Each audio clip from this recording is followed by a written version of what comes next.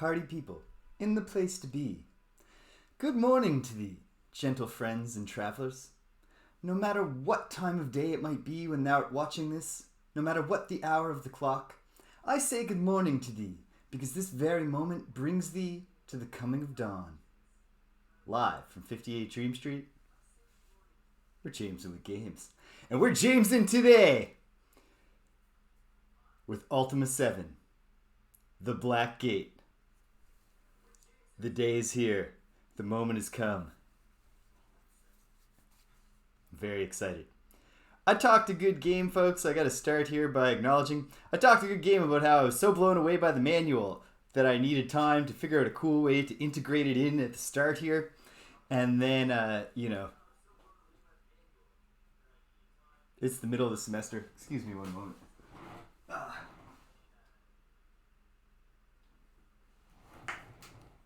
And so, it's the middle of the semester, and I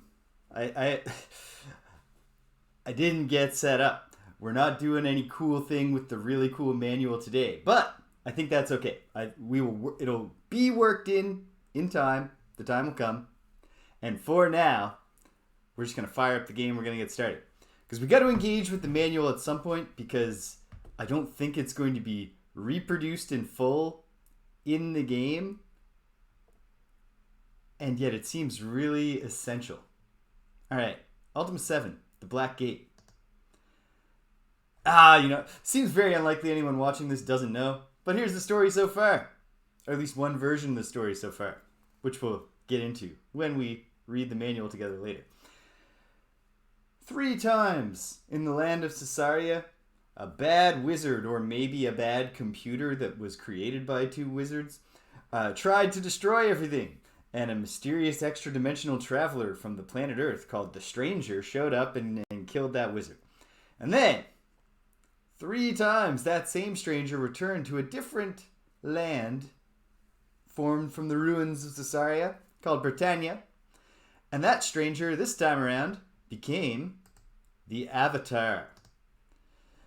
Becoming the Avatar entails achieving enlightenment in all of the virtues, the 8 virtues of Britannia, providing a shining moral example to the people of Britannia. So the Avatar did that. The next time the Avatar came back to Britannia, Britannia had been overthrown and was under the dictatorship of the ruthless Lord Blackthorn, who maintained dedication to... Thank you, Thedev, you nailed it. Most of the key themes captured beautifully. It's something Batlin, something the Fellowship. So this Blackthorn, he still liked the virtues, but his idea was, let's force everyone to follow a really draconian interpretation of what it means to be compassionate or honest, etc. The Avatar put a stop to that. The Avatar came back again, and some gargoyles were invading Britannia, taking over all the shrines. So the Avatar killed them all. No. The Avatar found out that actually the gargoyles are not so different than you and me, and that they weren't attacking us out of villainy. It was all a big misunderstanding, and the Avatar saved the day again. Now here we are. Let's fire it up without any further ado. Right off the bat, we have a better better looking title credit there for Lord British Presents. Alright, we're almost as far as I've ever been into Ultima 7, which was 15 minutes ago when I just did the screen check here. Let me know if the levels are too high, too low. I'm going to guess right now too high and turn this down a little bit. Correct me if I'm off base. Alright, we have a butterfly. Then I saw this, but nothing more. So I don't even know what's going to emerge here. I'm inclined to say some kind of bad dude.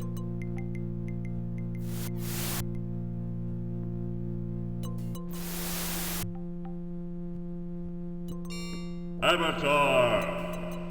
Know that Britannia has entered into a new age of enlightenment. Know that the time has finally come for the one true Lord of Britannia to take his place at the head of his people.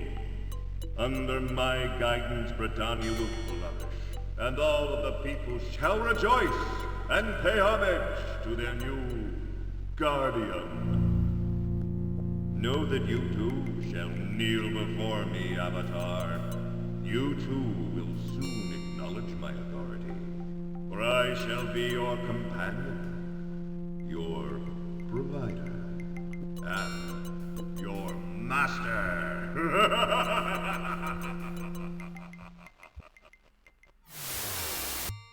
Okay. Now some of you might be thinking, oh wait, something's obviously amiss. It's been a long time since your last visit to Britannia. Does the Avatar have the cloth map that comes with the game?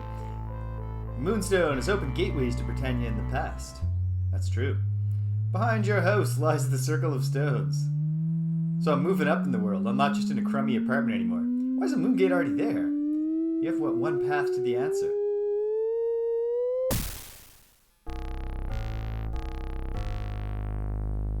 Okay, we're getting right down to business in that sense.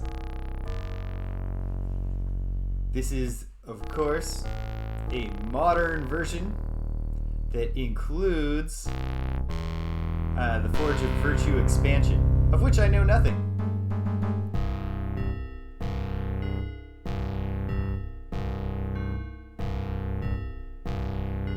Yeah, this sound is not great so far, so I will look into it. Okay. So the sound card was originally called ultrasound. I bet there's a way to do that. So hopefully by episode 2, we'll have that. Is this going to be a different introduction? I gotta click it just in case, but it's probably just the... No, okay. Just wanted to make sure... Oh, I'm very interested, Thedev. Definitely. I learned the hard way with Ultima 5. The very first day, one of the first people who ever chatted in my stream was like, did you know that you can install a music patch that adds background music in the game? Oh my goodness, that seems very loud. Is this okay? Are my levels okay? And I didn't click, and he said, yeah, install this music plugin. And I just thought, like, oh man, that sounds hard, and I might screw up my save file somehow. And I waited for so long, and when I finally did it, it turned out it was like 2 clicks, and it was easy peasy. So that was a drag. Wasted a lot of time. So this time I won't. By next week, if it's feasible, we'll have ultrasound emulation. Okay. Anyone listening to the Guardian's speech there might have thought, oh, the old days when voice acting and video... Oh! Thank you, Thedev. There's the halfway point. We'll find out how good that is, especially I think when the game gets going. If you heard the Guardian voice acting there and thought, oh, voice acting was so bad in the old video games or something, or if you had the more probably reasonable interpretation of, that was okay. It was just, if you've ever played Ultima Underworld, which also has voice acting in its intro, and was immediately previous to this game. Oh goodness, we gotta get started here. The game is doing the Sonic tap its foot and roll its eyes at me. Let's get started. Anyway, suffice to say, it was so bad previously that I'm just really impressed by how much better the Guardian was right there. Okay, my name is James. My sex is yes, please. No, I'm a male. I'll go with male. Do I select a portrait? Nope. I'm this stern-looking blonde dude, I guess. Whatever. I will actually just be picturing myself when I imagine the Avatar in these conversations. So that's all good. Alright, here we go. There. 'Tis horrible. I know, 'tis shocking. Who could have done it? I know not. He had no enemies, poor man. What is to be done? I know not. A rather large, familiar man looks up and sees you. This seems like it's playing too fast. I'm going to turn the cycles down and we'll see how the dialogue seems to be advancing very quickly. Okay. Looks up and sees me. The shock that is evident from his dumbfounded expression quickly evolves into delight. He smiles broadly. James! If I did not trust the infallibility of my own eyes, I would not believe it. I was just thinking to myself, if only the Avatar were here. And then, lo and behold, who says that magic is dying? Here is living proof that it is not. 200 years have passed in Britannia between Ultima 6 and now. And one of the new things is that magic is dying.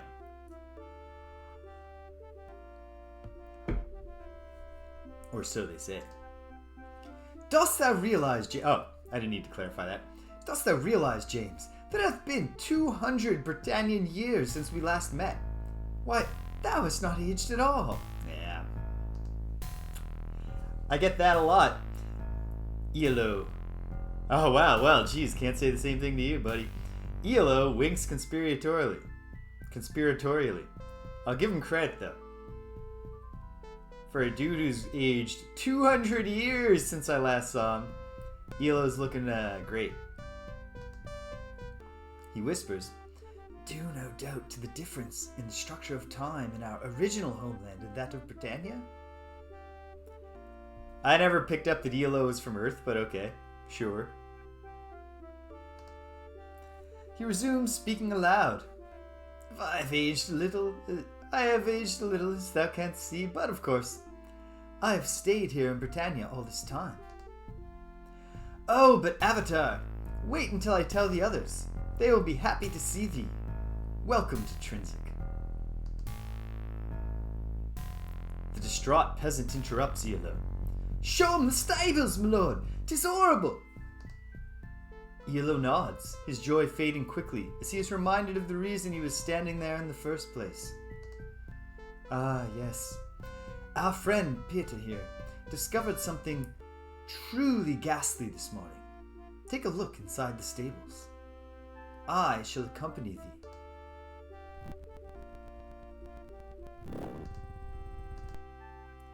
All is not right in Britannia. Perhaps Lord British will know the reason behind this tremor. You see a middle-aged nobleman. ELO, who is this stranger? Why, this is the Avatar, ELO proudly proclaims. Canst thou believe it? May I introduce thee? This is Finnegan, the town mayor. Sup, Finnegan? And this is James, the Avatar. I simply cannot believe he is here. The mayor looks you up and down. Not sure if he believes ELO or not. He looks at ELO skeptically. I swear to thee it is the Avatar.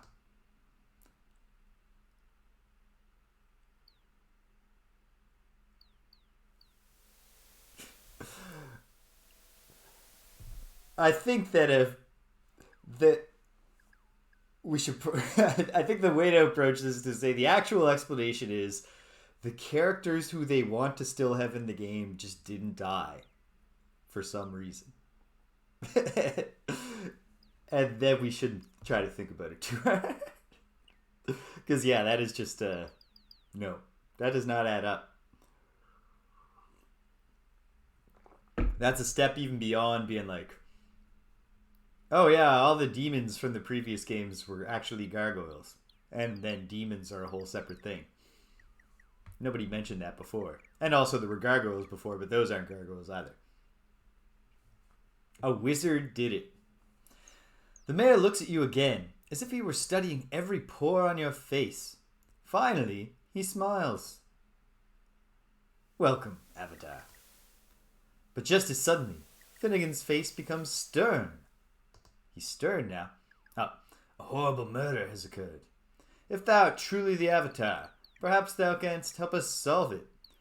I gotta tell you, Finnegan, I have a terrible track record with this shit. I don't know if you heard, 200 years ago in Scarborough there was a murder. Anyway, I don't know. We never figured that one out. I would feel better if thou takest this matter into thine hands. Thou shalt be absolutely rewarded if thou discover the name of the killer. Dost thou accept? Nah, jeez, come on. Can't you people solve your own problems now? Yes. So right away, I will say, I already miss typing my keywords. Not that, I would have had the same binary choice. There. Peter here knows something about all this. The peasant interjects. Well, I discovered poor Christopher and the gargoyle Inamo early this morning. Okay, I am glad, and I already knew this from the manual, but I'm glad we haven't just forgotten about the gargoyles because it's a new game. Who cares? The gargoyles live in Britannia now, according to the manual. So I guess whatever we did at the end of Ultima 6 did not stop their world from completely collapsing. Or they were kind of sucks to just live in your system of trade and logistics is just completely ruined. Not yet, Thedev. But quite possibly later.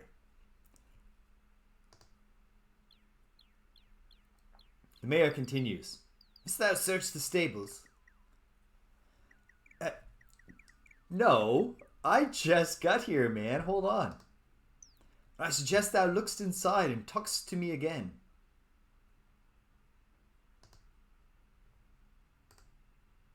Okay. Alright, I've turned the cycles down too far. Let's put them back up a couple thousand cycles. Still a bit clumsy with the movement. Maybe just sometimes the auto-scrolling dialogue is just going to have to fly past while we go, what the hell? Oh my goodness! This fellow has been extremely murdered.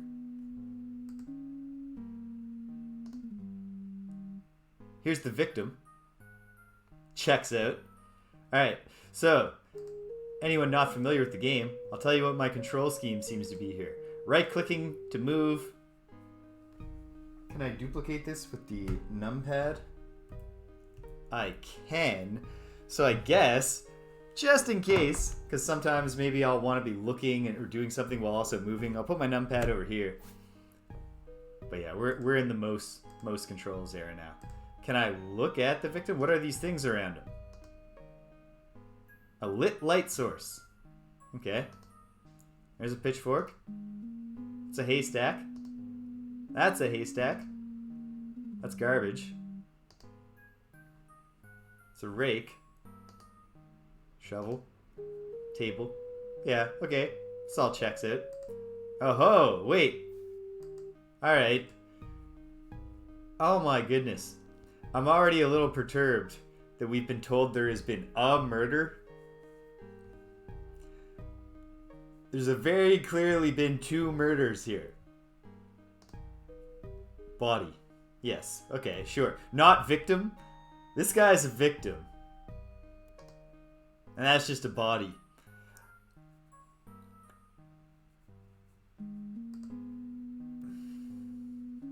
I don't feel great about how long have the gargoyles been living in Britain now? In Britannia? Maybe 200 full years? Maybe 150? Can we start considering them fellow citizens who can also be victims of murders? Anyway, I don't seem to get any descriptive text beyond what a thing is. Gargoyle jewelry. Well, that's odd. If I pick... Can I... Okay. Do I just pick it up? Too heavy. That must be the table that's too heavy, right? Yes. Okay. Do I just drop it on myself? Or is it just on the floor now? No, I have it now. Okay.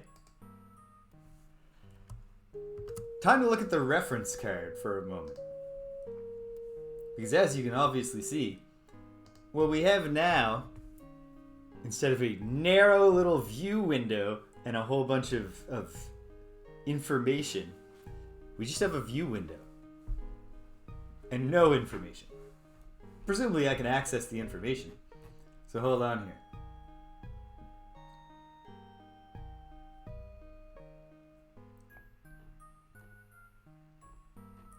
Okay. Look, move, use. Boom, attacking. Objects.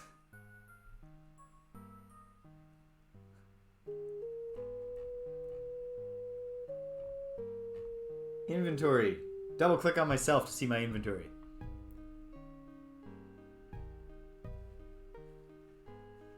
Yeah, I guess it is the avatar. Like, it's my thoughts that the, not my thoughts personally, but the character of the avatar, who is at least now apparently somewhat different than me. Because I'm not looking at this scene and thinking, oh yeah, there's been one murder. Ah! A key. That seems like it's probably evidence. Can we just pick it up? Do I have to be near it to pick it up? Nope. Okay. And then double click on myself to see my inventory? Yes.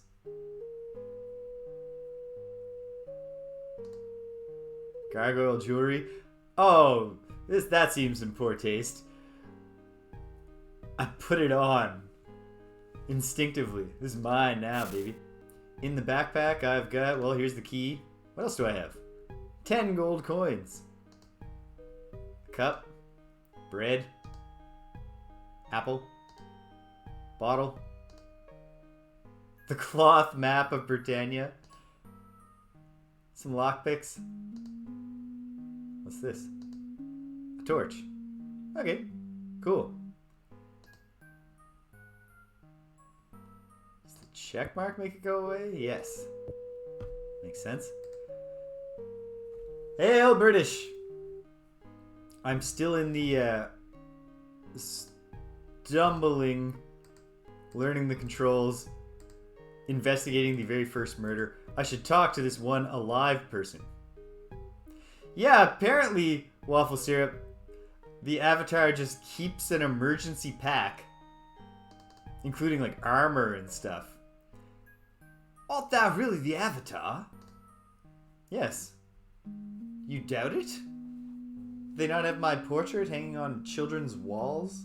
Like in the schools and stuff? What do you people know about your own history? Yes, I'm the avatar. My lord? Yeah, so, name? Great. We now just have options to click on, but it is still just the keywords. The avatar is still a man of few words. I'm called Peter. Alright. I ought to be taking notes here, shouldn't I? No, only the automatic dialogue, so that's another thing I should obviously do. Peter is a peasant. Finnegan is the mayor. Okay, so you're called Peter. What do you do, Peter? Alright, sorry, I had just written you down as a peasant. But now I know you're the stable boy. Okay, what do you think about this murder? I discovered poor Christopher and Inamo earlier this morning. At least Peter understands the 2 victims resulted from this crime. I did not touch a thing. Made me sick, it did.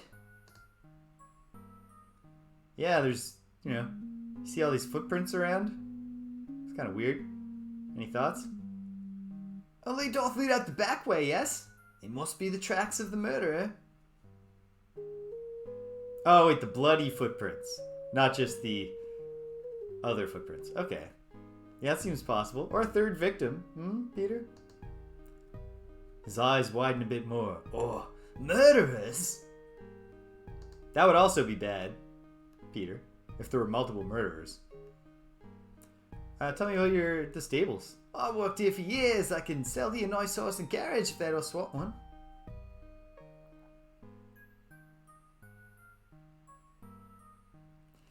That is a criticism or a complaint that I've heard from some people about Ultima 7 forwards, or even starting with Ultima 6, when the opening cutscene had some shots of the avatar, and also like, you see enough of the avatar's apartment that like the avatar is a very specific person.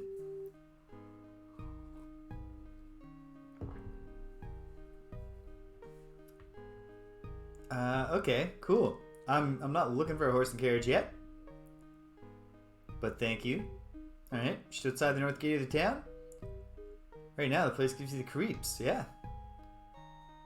Wild with fright. Take some deep breaths, Peter. This is an upsetting scenario. And like, you have a shitty morning ahead of you, cleaning the stables today. But I don't know that you're in danger. What was, Christopher any enemies? Nice man, he made the shoes from on horses.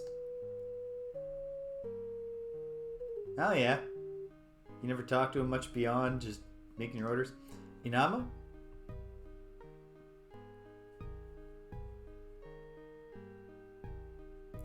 Right! I knew that I recognized this guy. I had never even... Because obviously, it's pretty late in Ultima 6 when you actually find out who the false prophet is. And by the time I found out, I was no longer thinking about the box. But I just assumed that the guy on the box was the false prophet when I first looked at it. He worked for very little money. Did basic chores around the stables and the pub. I let him sleep in the little back room. Oh yeah? Why'd you have to pay him very little money? Must have been in the wrong place at the wrong time. Did you pay Christopher more? I mean, I guess Christopher was a skilled craftsman, but... Okay. And you can sell me a carriage, you said? 60 gold? Yeah, let's talk later. Some other time then, yeah. Yeah. Wait, can I ask you about your job again? I can, but I get no information. Okay. Good boy, the man sniffs. Don't sniff too deeply, man. It's gonna smell worse and worse in here as the day goes by. Okay, come on, Elo. Let's go over here and let's chat. Yes, my friend. Well, I know your name. What are you doing these days, Elo? Why, right now, 'tis adventuring with that most courageous of all the legendary heroes, the Avatar.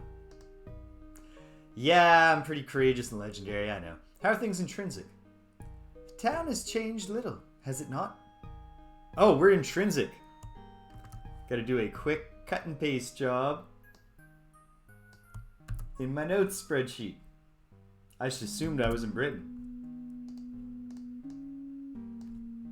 Okay, fix that. Everyone seems a little defensive, though.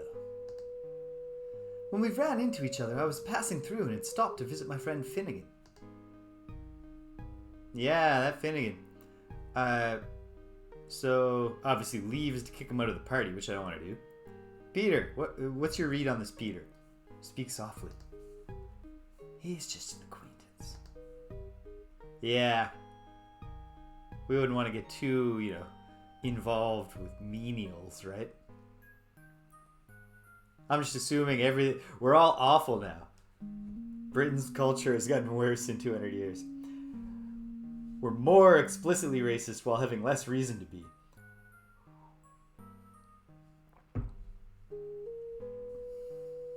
And we think less of people who... Yeah, I don't know. What do you think is murder? Ugly, is it not?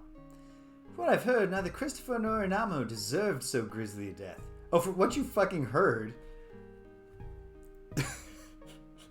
Elo.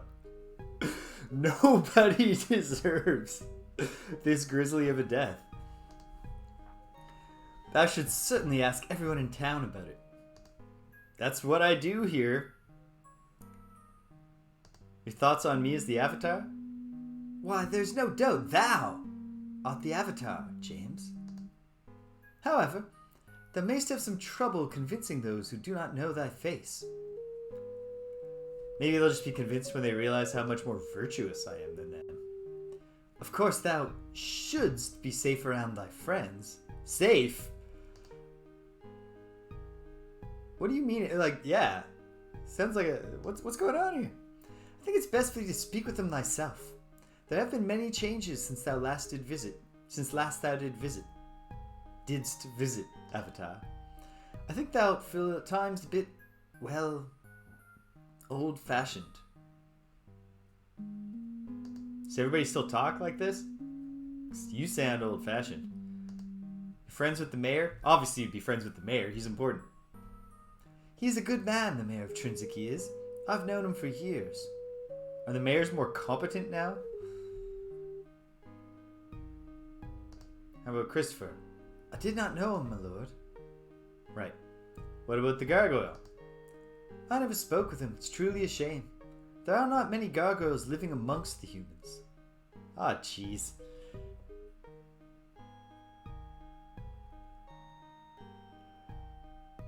Yeah, only me. And welcome, by the way, Jack at 320. The Avatar, he's a very terse man. But everyone else seems to just take it in stride. When he walks up to him, he's like, name, job, stables, murder, shrine. There are not many gargoyles living amongst the humans. This will only discourage the practice even more. Okay, I am glad that ELO realizes both that it seems kind of bad that there's some informal segregation and that we want to move away from that if possible. Good.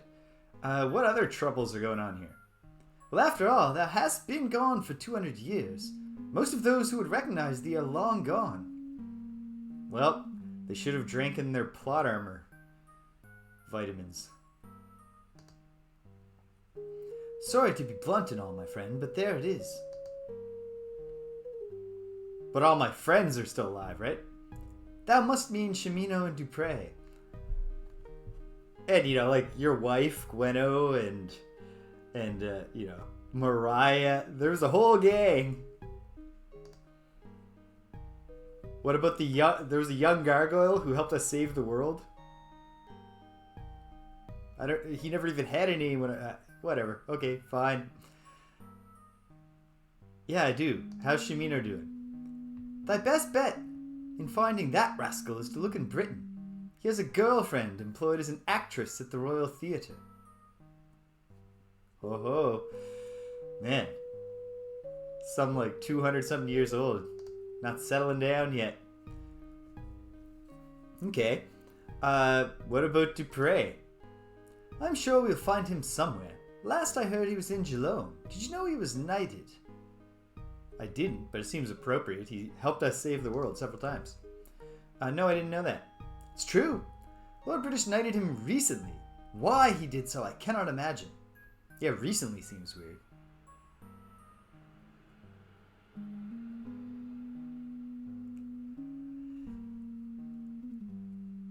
Absolutely. Honestly, British, I think that it makes perfect sense to just be like, you know what? We want the familiar characters, but we do want the Avatar to be a new person, and we want time to have passed, so everyone's died. Except the characters that we want to bring back, who are all alive because, right? Some of them because they're apparently from Earth. But then others aren't, and it's just, Shimino's still kicking too. He hasn't even settled down, he's still just dating.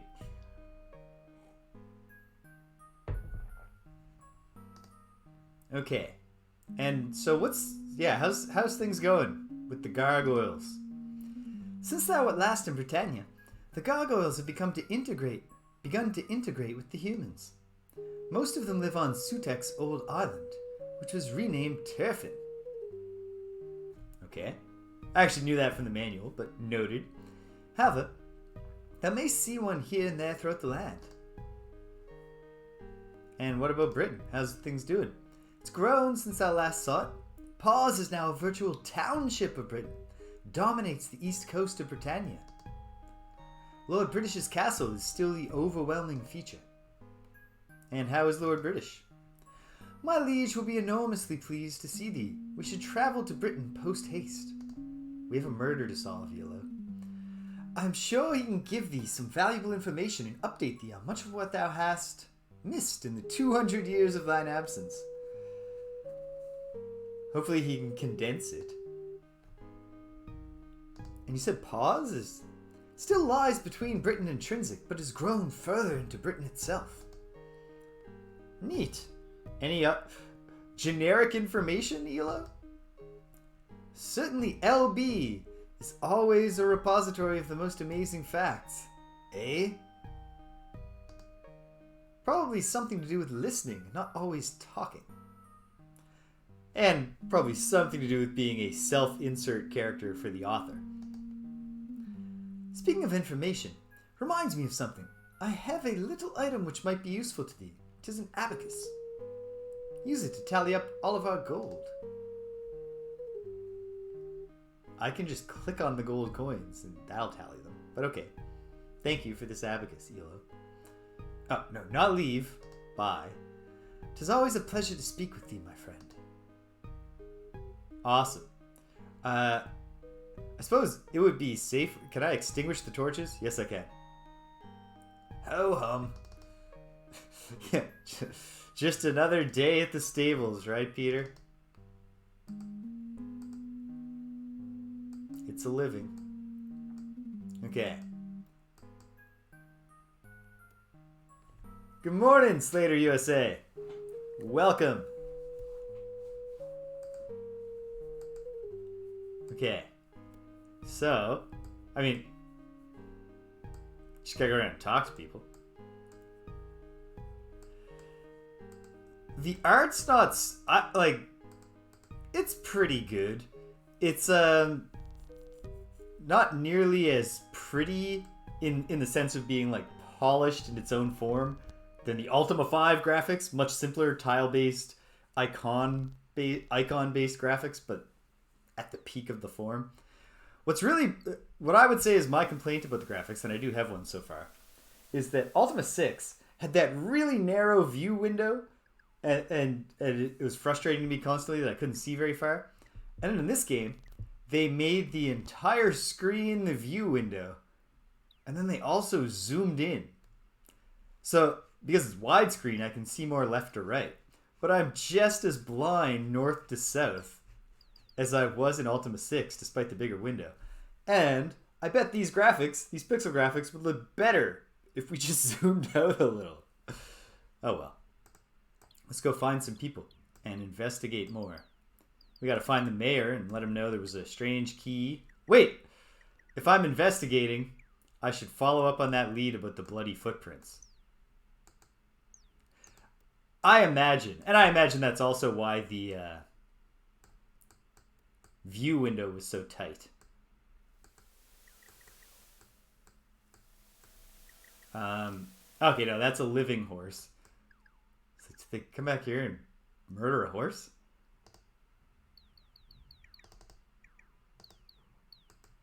Okay, but the footprints just come back here. Then they stop. Stairs.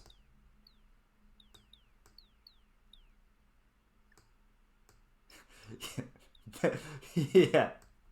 Yeah, that's a that horse has not been missing. It's not been missing many meals. And it's just out here doing whatever the horse equivalent of squats are. All right, so the bloody footprints kind of just come to a stop, huh? What about in here? Yeah, they just go away from the body. Oh, wait. I can imagine one possibility. Escape by horse. Or escape by dusting off your own shoes. Going up the wall. Who knows? Okay. Gotta go around and talk to more folks.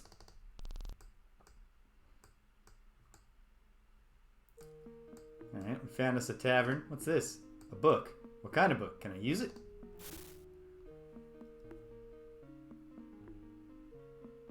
Hey, John has signed this guest book.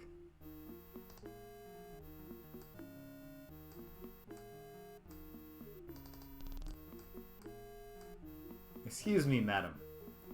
You see a gorgeous and voluptuous woman in her 30s. Hey, what's your name? Does she know I'm the Avatar? My name is Apollonia, she says, as her tongue licks her upper lip. Oh my.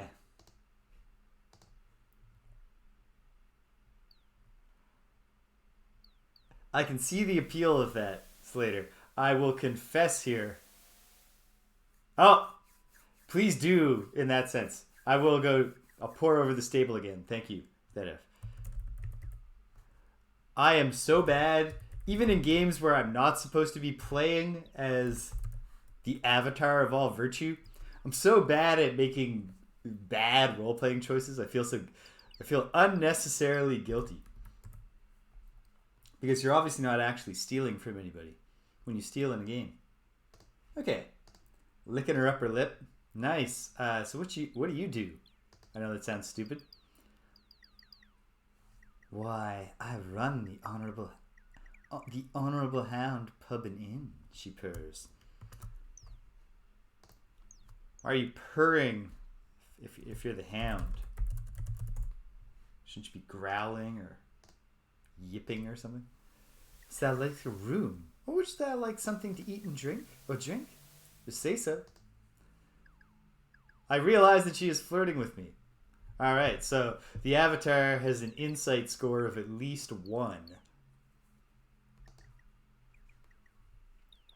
Heard about this murder?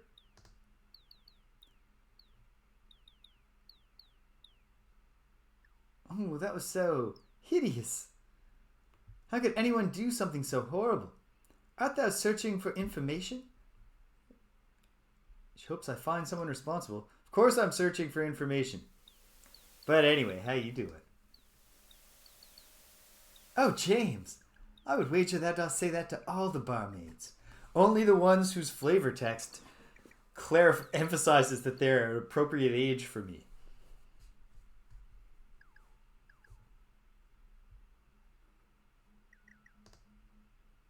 Alright. Yeah. If only this had opened up more specific keywords that I could use to navigate the flirting. You know? What's your sign? Sign? What's your favorite virtue? What virtues do you like, honey? I'm gonna find. I have no problem getting drunk in the game, even if I'm probably gonna have a real hard time ever getting myself to steal. But not right now when I have a murder to investigate. We'll certainly get drunk by the time we have figured out what the black gate is, and either gone through it or closed it or opened it. Or sealed it, or locked it, or unlocked it, or barred it. Awesome. Well, cool. Blows a kiss at me. Do come again. Click and drag that into my pouch. Alright. I was about to say, I wonder if Andrea is still keeping bar in you. But I suppose she's actually just been dead for over a century. Okay, back to the murder scene. What's this? A bucket, sure. Bucket, a pitchfork. Horseshoes, I assume? Yeah. Wait, what's this? That's also a haystack, just weird looking. Oh, a bag. We can open the bag, and inside the bag we see bread, a torch, and 3 gold coins. See, this is what I'm talking about. Probably it's just like, here, have some coins and a torch for your quest. But my mind immediately goes, don't steal from the dead when their bodies haven't even been cleaned up. That's not heroic. One day in the future, I'm going to do Planescape Torment, where I know that you're explicitly role-playing a character who is not a great dude. I should take the bag, I know. Arrgh. For now, I'm keeping the...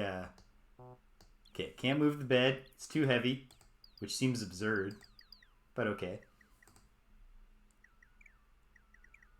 Is there a little thing here? No, it's just a table. Like a black ring. It's not a black ring on the table. It's a bucket of blood, which I picked up and dumped out. Gross. Do I have the bucket now?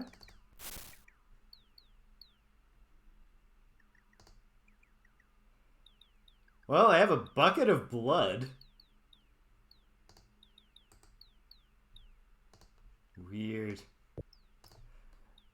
Well, as you know, Waffle Syrup, the odds are pretty good that I'll have the patience for it. It's an enforced patience. I absolutely do need to be playing. Right, I haven't even looked in the back here. Playing it on the stream gives me a great deal of patience that I wouldn't otherwise really be able to exhibit. Okay, horse is blocking the way. We'll go around.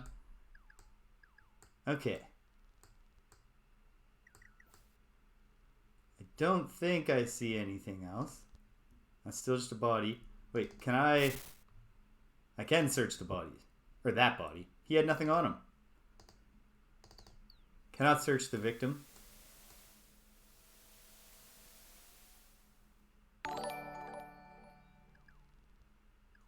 Oh, gross. Holy smokes. Well, I'm revolted by that. Awesome. Thank you for following. Oh, goodness. I didn't say your name fast enough and the notification disappeared. But hello, new follower. Thanks for joining us. I believe that's number 98. My life will change in no way when I hit triple-digit followers, but it will be exciting. Wouldn't make sense for me to be a guy who's into RPGs if I didn't derive excitement just from watching that number go up. Who ate the squid? Welcome, Who Ate the Squid. A shopkeeper? Okay. Alright. I should not have drunk that blood, but hopefully it's not all over my face when I go around trying to talk to people. Because then it's really going to be hard to sell them on the idea that I'm the Avatar. Welcome. Glad to have you here.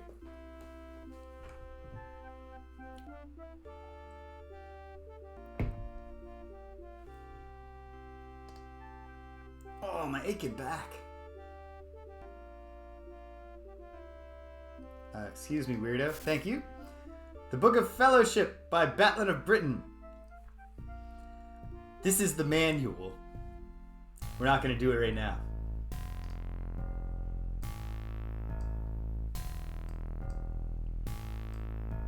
Okay.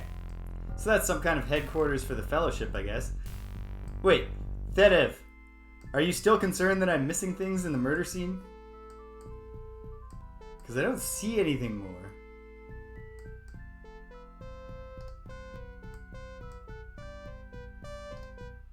Like there's some tongs here.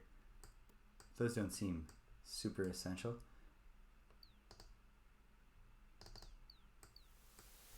Can I move the stairs? Too heavy. Alright. Okay.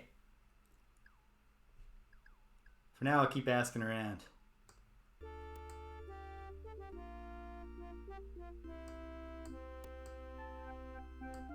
Excuse me, madam. I should be letting myself into this stranger's house. No one's home.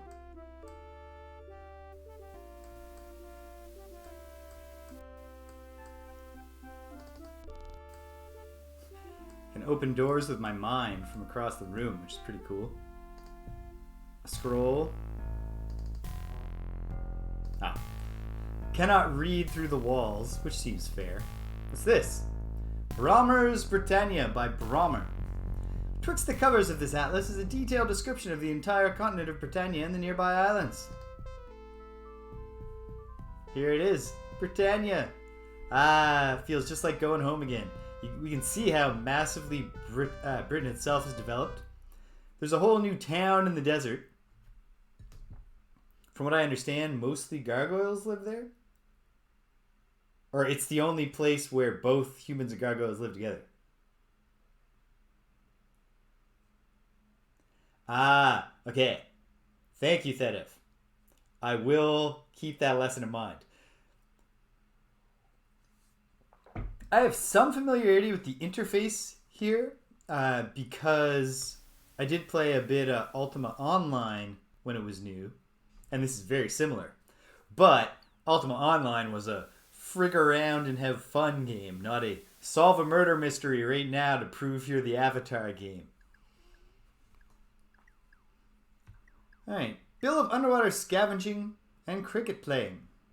Subsection whatever. Oh, section 069. Nice.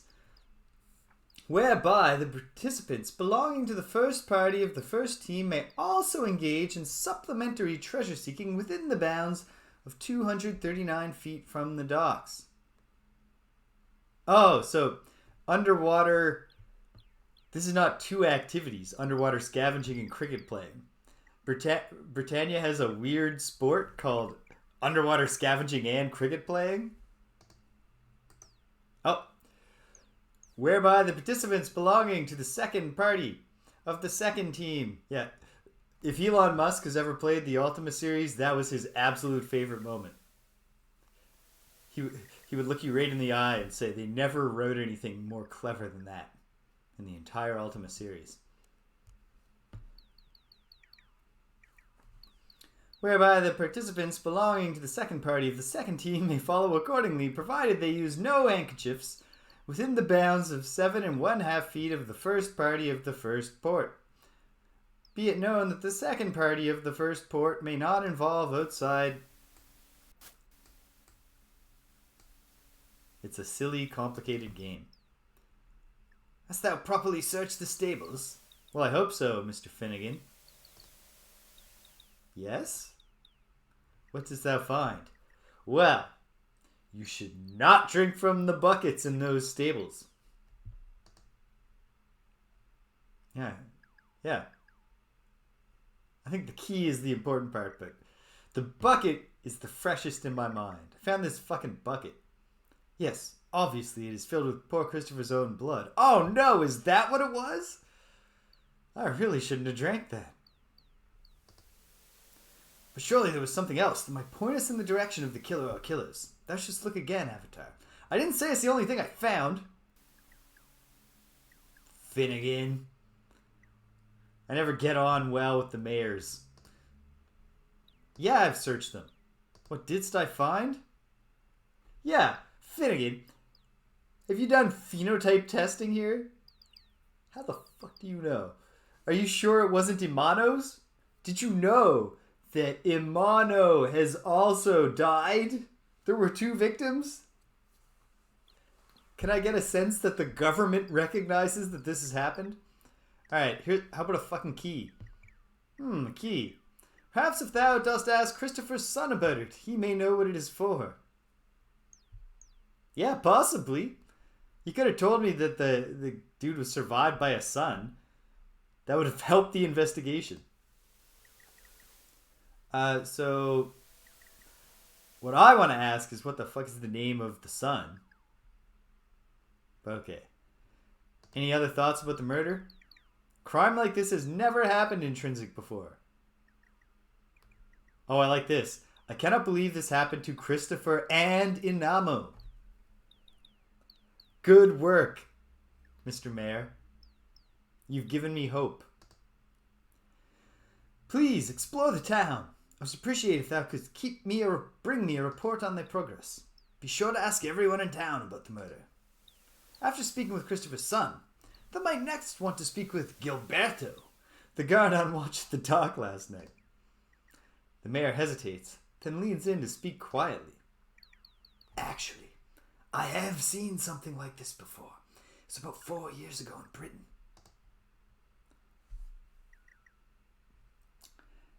I'm glad you're sharing this now, but okay. It's before I came to Trinsic. There's a murder with strikingly similar aspects. A body was found mutilated, exactly like poor Christopher. It appeared to be a ritualistic killing. I would wager that whoever was responsible for that murder is the culprit behind this one. There are signs, yes. Okay, so tell me more about Christopher. Christopher was the local blacksmith. He lives, or rather lived, with his son in the northwest part of town. The blacksmith shop is in the southwest corner. Christopher was not a rich man by any means. He barely kept himself and his son alive, but he certainly enjoyed his work. Barely kept them alive? And yet he both had a shop and a home? Skeptical here. And Tell me about Gilberto. He was struck from behind early this morning and knocked senseless. Johnson, the morning watch, found him unconscious. He's recuperating at Chantu the healer's house on the west side of town. You know what? Why wouldn't I take a few quick notes here?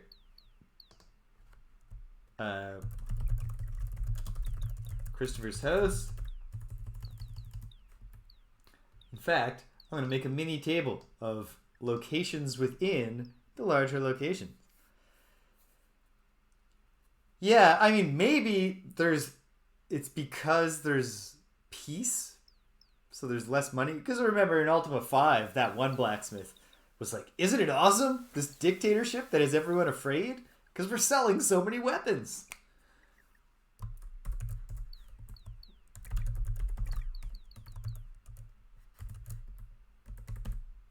And healer. All right. Okay. Yeah. We gotta drill down on this sun. Christopher's son is called Spark. I'll try not to think about his silly name while I'm talking to him about his father's murder. Their house is in the northwest area of town. Great stuff.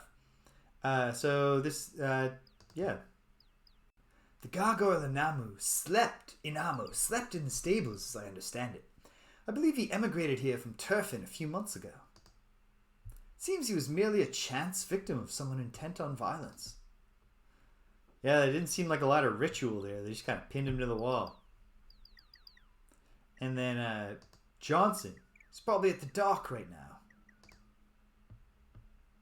And Chantu the healer, he's our town healer. He hath been here for years, nice fellow.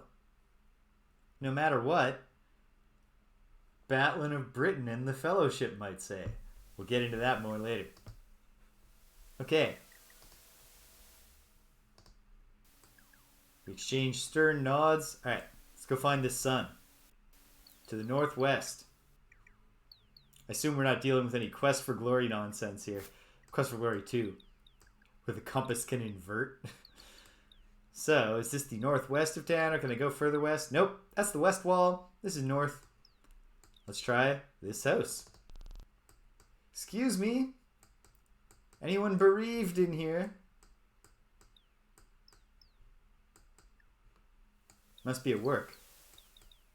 I'm not gonna, just yet, read the dead man's journals. Buy something! Like what? Who are you? I see a stern shopkeeper who might once have been a strong fighter. This guy does look both stern and potentially strong. Besides just the blacksmiths should probably be making good money because of their skilled work. It seems like if you were struggling to keep yourself alive, it would be tough to keep the strength and stamina up for doing the work. Thou hast entered my shop, so thou hadst best buy something. I actually haven't entered your shop, sir. I think you need to... I gotta quibble with your police work. Might I be addressing? You know, some have called me by other names, but I'm just James. My name's Dell. Nice to meet you, Dell. Let me make an entry for you.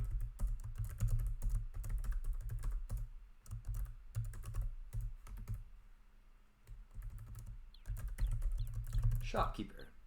Oops. I wrote him down as shopkeeper. Yeah. Oh man, this is a terrible shop. I have to leave here with a PC that I paid too much money for. It isn't very good. It'll be adequate for my student experiences or something. The avatar is going to college. Okay. So, yeah, you're Dell. What do you do here? Sell weapons, armor, provisions when I'm not doing work for the Fellowship. Thou art not going to buy anything, then get thy face out of my sight. Well, hold on. Could I just ask you a few follow-up questions? Fellowship's a group that has been gaining much popularity in recent years with the people of Britannia. While on the surface it may simply appear to be a scholarly society studying its particular philosophy, its teachings have the power to forever alter the shape of Britannian society. Its ceremonies are deeply moving experiences. Oh yeah, it's ceremonies? Any ritual dismemberment as part of these ceremonies?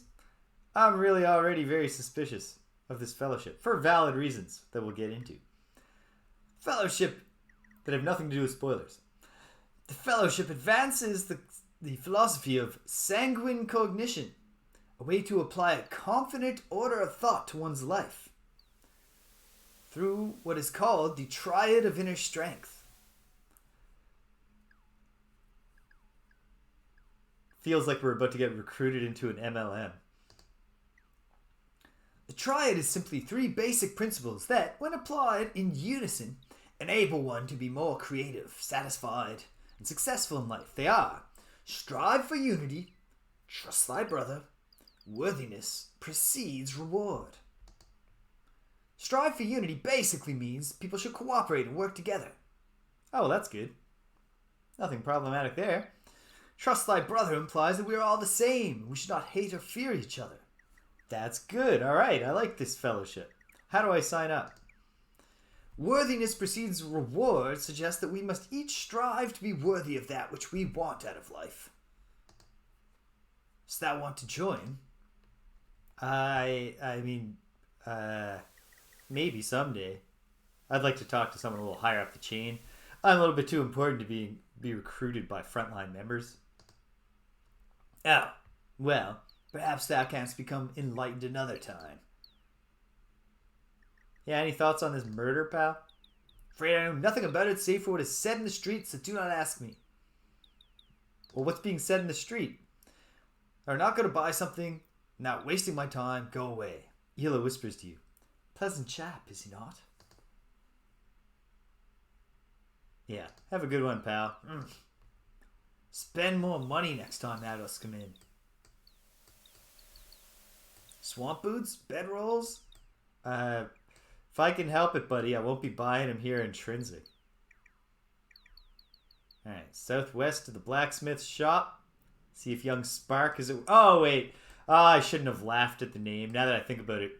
It's just like Godot's big speech in Berserk, where he talks about... The thing he likes about being a blacksmith is seeing the sparks and like feeling like, oh, you know, it's a force of life that I could, you know you're alive. You can see that you're changing the world, whatever. That you matter, that you're here.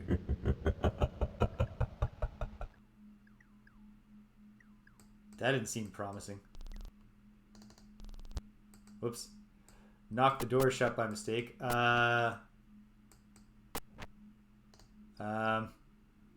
Hail, Stupinski. We got a situation on our hands here.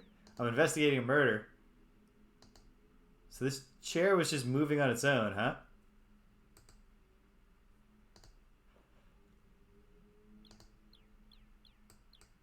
Okay. So the shop has been tossed. What do we got here? Pants. Oh, leggings and pants. Top. Pants. Okay. Dude on a few pairs of pants. Gloves. A hood. Good stuff. And there's another hood here. And a cloak. A broken dish. Garbage. No sign of Christopher. I mean Spark. We know exactly where Christopher is. That's not the problem. Search the crates. Buckets. Blessedly empty. Iron bars. Makes sense to have. More iron. Nothing. Iron bars. And some sword blanks. Okay. Clicking around. Broken dish. What's this stuff? Garbage. Of course it is. A bag. 8 gold coins.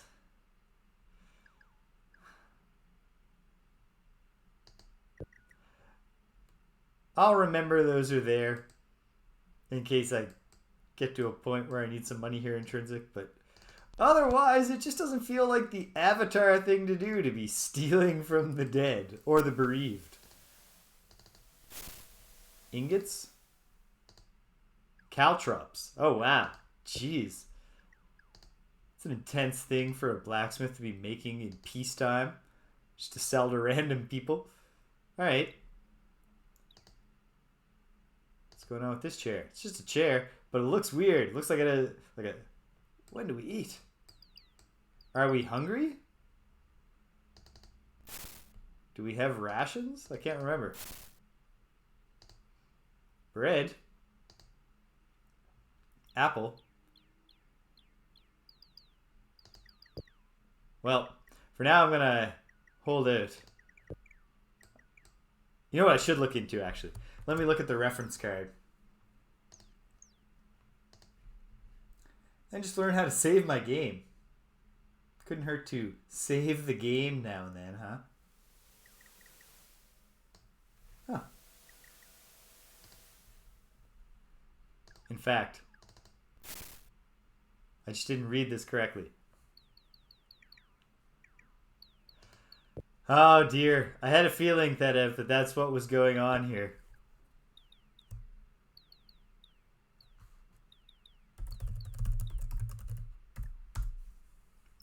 I'm enjoying it so far, Stimpinski. It has some things that are immediately irksome, like making the view window take up the whole screen. Great idea. And then zooming out or zooming in, which I imagine they did have to do for resolution, like maximum potential resolution issues with the hardware, results in, once again, I have north-south. I have very restricted vision.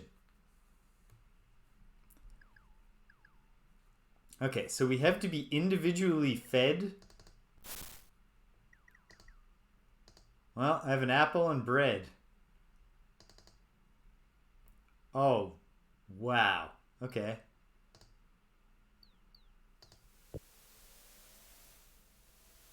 Here, Yellow, have this friggin' bread.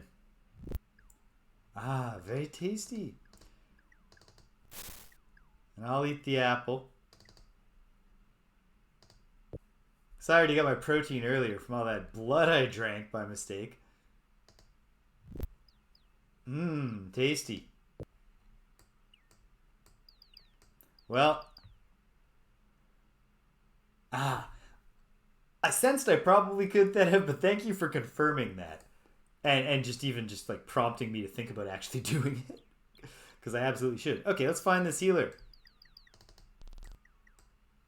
Excuse me, are you Shantu, the healer?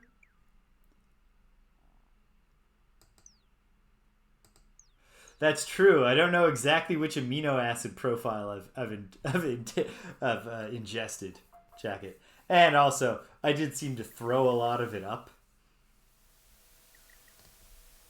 Alright. Hello, Mr. Solemn Fellow. Are you this Shantu I keep hearing about? My name is Shantu, he says with a slight bow. Alright, we've solved the mystery of, is this guy Shantu? Are you a healer, sir? I am the Trinsic healer. I can perform a heal, a poison cure, or a resurrection on any of thy friends, or on thee, of course. What are you waiting for, dude? You're needed at the stables. Alright, so you've heard there's been a terrible murder, huh? 'Tis a sad state for Britannia when events such as these happen. Christopher was a good man. I hope that the villain is caught. You given any thought to resurrecting him? Also, did you know, Inamo? Nobody's told me anything bad about Inamo. Did you say something about him? Is he a grumpy fellow with a bloody bandage on his head? Say, could you be Gilberto? Yes, he is. Alright. Probably going to take notes on this one.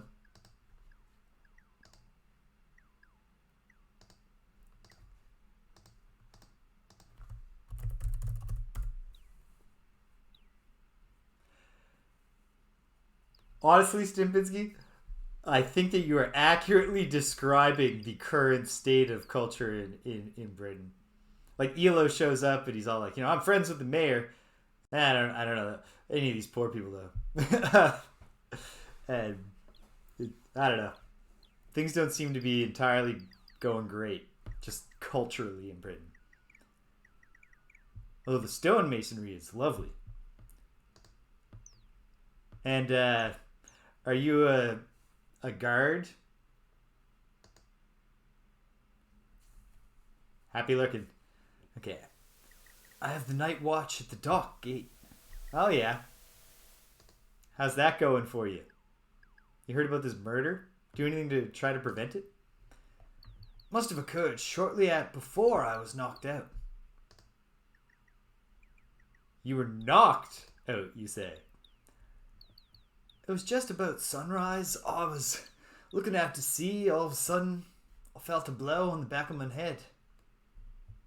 And you were on the job just staring out to sea, man? He winces in pain. So what kind of blow? Next thing I knew, I saw on the ground Johnson go off the next watch was shaking me. I'd been out about 10 minutes. I knew that because the sun had just peeked over the horizon and the crown jewel had gone and sailed. The crown jewel, you say? Did I forget to say? That's a ship that was docked here all night. I believe it was about to sail for Britain. Thou couldst ask Gargan the shipwright to make sure. Let me add a name to the list.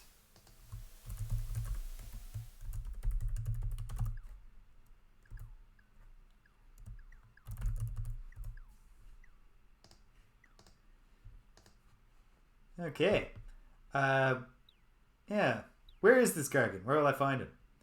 He's a good man, but thou mayst not wish to stand too close to him. Thou mayst catch something. Okay. Yikes. Yeah, it's Johnson. He takes the morning watch at the dock.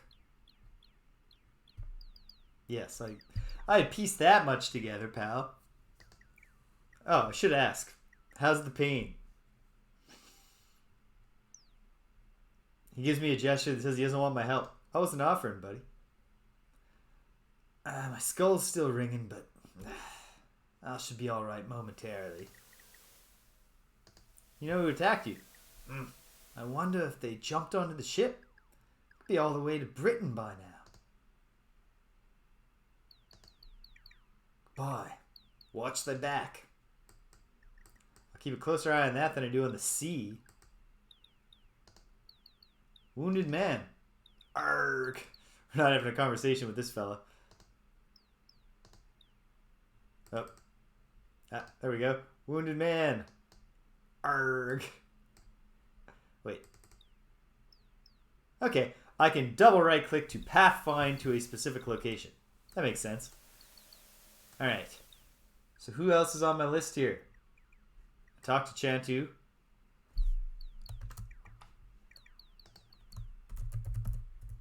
Gilberto told me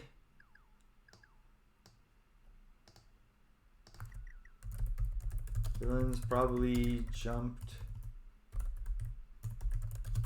ship to Britain. Okay. Well, I have more leads to chase. Let's see if Spark is home. And then I'll head down and try to find Johnson here. Finest goods here. I don't want your goods at the moment. Alright, let's read the dead man's diary. Ah.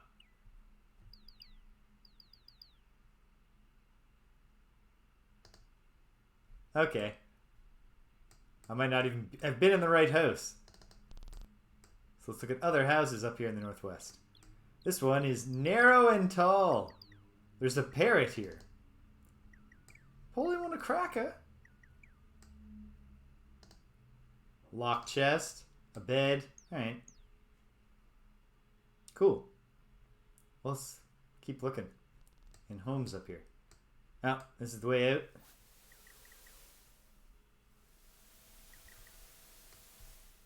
What does this sign tell me? It's a sign. Oh no.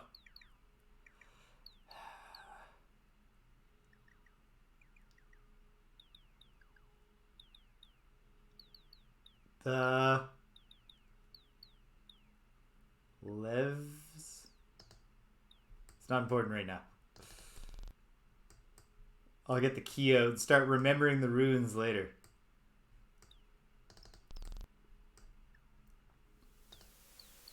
Guard. Excuse me, sir. Can I talk to you while you're sleeping? What's that noise? It's just me. What? No. Escape. Cancel. I'm not trying to throw this man out of his bed. Never mind then. Why are you so exasperated? I never told you I was going to sleep. Oh, it's Gilberto. Sorry, dude. Alright. Then, no, I wasn't in Gilberto's house. Gilberto's actually just sold his book. That probably was... Oh, Lord. This probably was where I was supposed to be if I want to find Spark. He's just not home. Makes sense. Okay. Finding this Johnson could potentially be helpful. He's supposed to be down by the docks, maybe? And talk to the shipwright, Gargan. Oh, for fuck's sake. Yep. I see that I've already. Why, it's your least favorite... Oh no, is the sun setting? Did I just see a shadow? No. Thought I saw encroaching night. Oh god. Well, I can tell it's going to be painful to keep these people fed.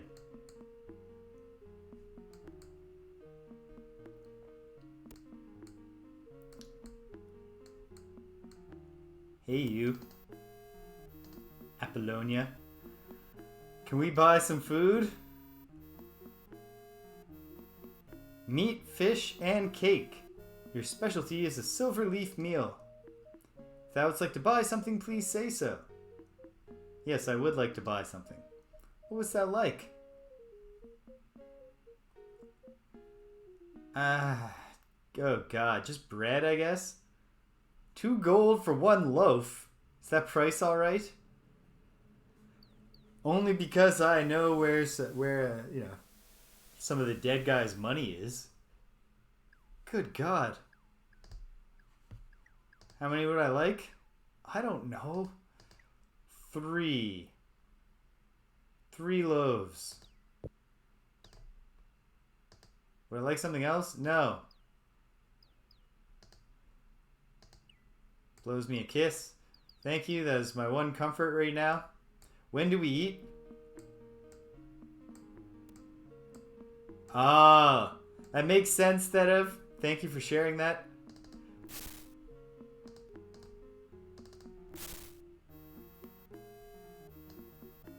Ah, yeah, sweet.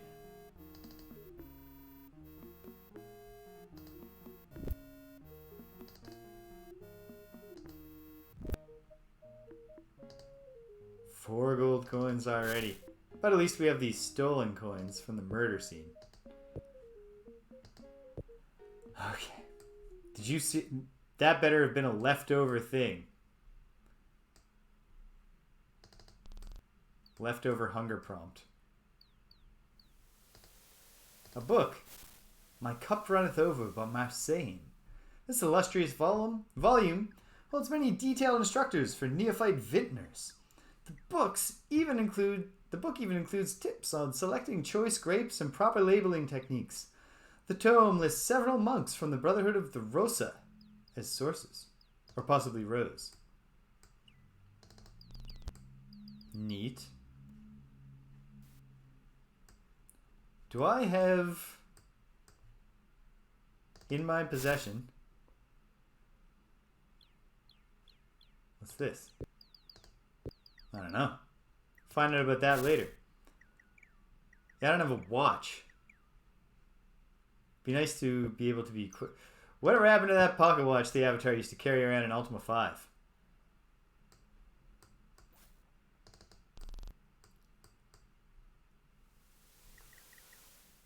Nobody's home here. Spark.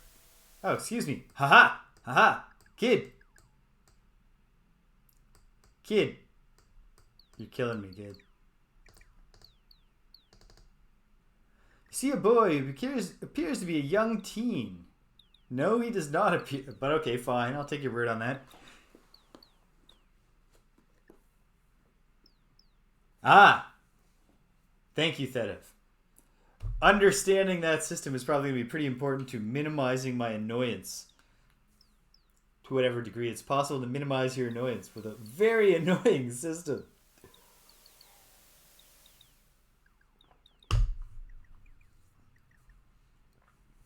I can't believe that they looked at the Ultima 6 system where when you rest, everyone eats. And we're like, that's too unrealistic. Instead, all these grown adults should like whine like baby birds to the avatar. Oh, don't worry, Theta. I can't see a single thing about the hunger gauge that's going to add fun to the game or be rewarding in any way. So, spoiling all that for me is great. I want to know who did the murder. I don't want to know exactly what this obviously not secretly bad fellowship is up to. But, yeah.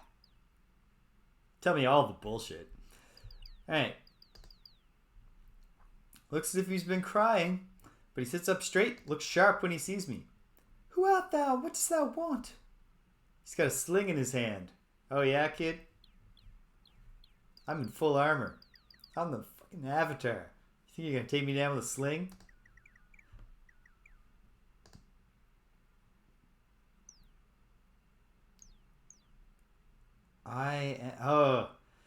I think this is the time to use my celebrity. Not that the kid's gonna know me, but he might be impressed. The last time I heard that one, I fell off a prehistoric creature from Yoden. What? Boy, this is the Avatar. Upon my word he is. He has come to help thee. The boy narrows his eyes, studying you. Slowly lowers his weapon, ready to act in case it's a trap. Yeah, adds nothing to the experience, and also, like, you could say everyone has their own hunger gauge. That's realistic. But it's also realistic for an adult to be responsible for feeding themselves.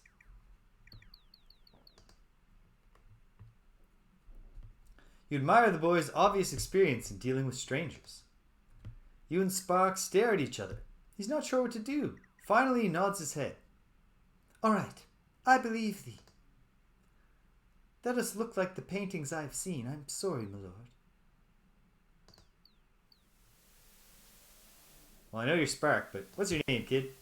I've always been called Spark. And what do you do?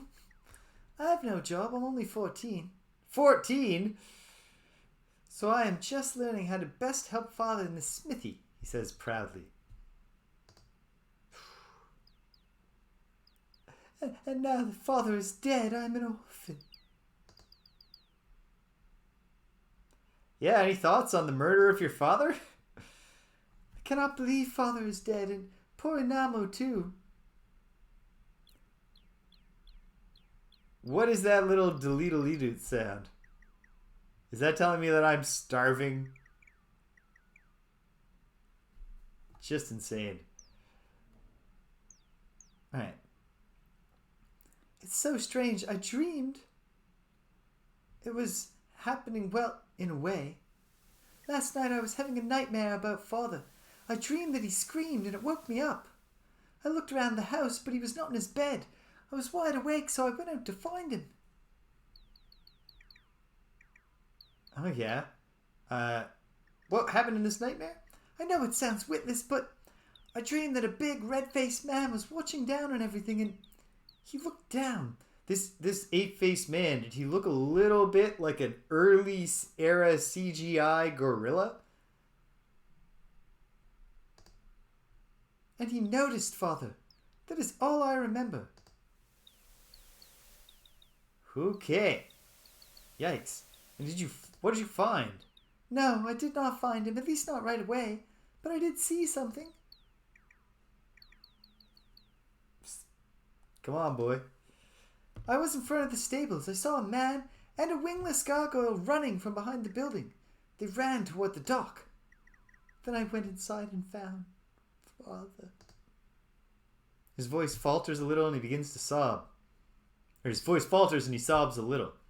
Kid, anyone who just suddenly lost their father when they're 14 has the right to sob loudly and longly, but especially if you found his brutally dismembered body yourself. So, what about that man? All I saw of him was that the man had a hook for a right hand. That's very helpful.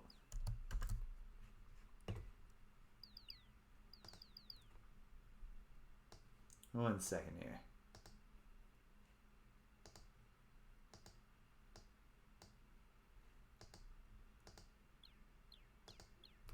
Wait a minute.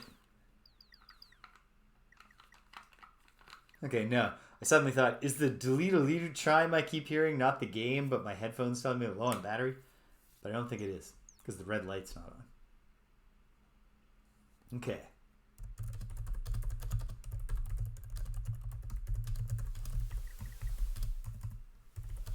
From the stables to the dock after father was killed. The man had a hook for a right hand. I didn't kill my father. It was the one-hooked man. It was the one-armed man. Okay. Oh! The delete is supposed to be a bird? Okay. They didn't nail it with that one. The rest of the atmosphere is good. Okay. A hook for a right hand. Anything notable about this hook? Wilt thou go find the man with the hook? Let me help thee, the boy pleads. The tears cease and his face takes on a determined, forceful look. Take me with thee, please. I must avenge father's death. If thou dost not take me with thee, I will follow thee anyway. The boy is all excited now. I am an expert with a slingshot. I can strike sewer rats with almost every shot. And I am small. I do not eat much. That's the right pitch, kid. Please take me. Please ask me to join thee. Ela whispers to you. I do not know about taking a child on the road with us, my lord. Suddenly, Spark lets his sling fly. His target, a small fly hovering above Elo's head, is smacked out of the air. You laugh as Elo yelps, jumps away, and curses, running his fingers through his hair. I told thee I am good. May I join? Can't see how it could go wrong. Sure. Sign up, kid. Hooray! Now, you said there was a wingless gargoyle. I cannot tell one gargoyle from another. You're young and you haven't met a lot of them, so we're just gonna because as we learned at the end of Ultima 6, when you actually get to talk to the gargoyles, they have pretty distinctive faces. But he had no wings. Excellent. Okay, now, let's break this down. Tell me more about your father. Father was the blacksmith. I cannot believe he has been murdered. He had no enemies that I know of. Unless it was the Fellowship. Why would you say that? Well, at first they harassed Father and me when they came around asking us to join. I suppose they do good things. Many people like them. Father eventually joined the group after he went to Britain and took one of their tests. Tests? I do not know anything about them. I never took one. Maybe thou should ask at the Fellowship branch. Clog. Ask the man at the Fellowship branch. Clog.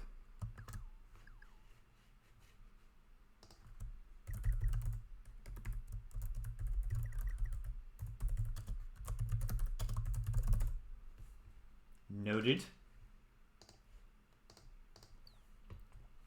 Okay. So who is this Clog? Tell me about it. He is the head of the fellowship branch here in Trinsic. Yeah, you've already told me that. He and Father got into an argument a week ago when Clog and two of his friends came over to talk with Father. An argument? Wait, the branch? The fellowship has branches all over Britannia. You can start your own today for a one-time investment of 3,000 gold coins. Okay, and there's an argument. I don't know what it was about. Perhaps thou shouldst ask Clog. Yeah, I'm sure he'll be very honest about the nature of that argument. You and the friends. I do not remember what they looked like. I did not recognize them. They are most likely some other members of the fellowship.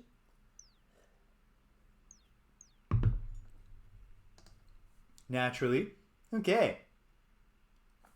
Do you recognize this key? That looks like the key to Father's chest. I wondered where it was.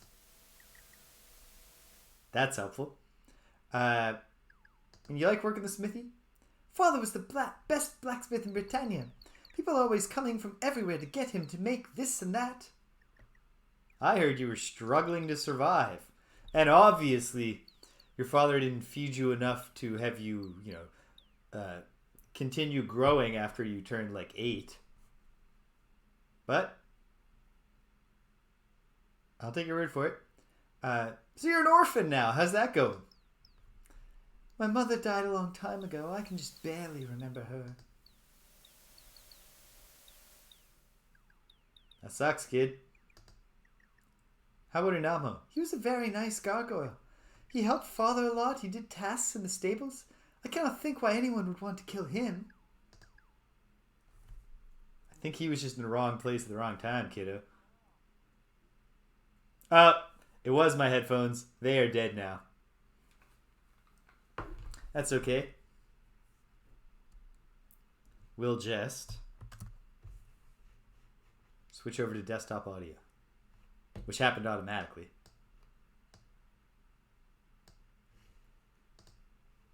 Or did it? There is no desktop audio happening. Probably have to quit the game and relaunch it to get the sound going. Okay. Well, that sucks. But that's where we are. So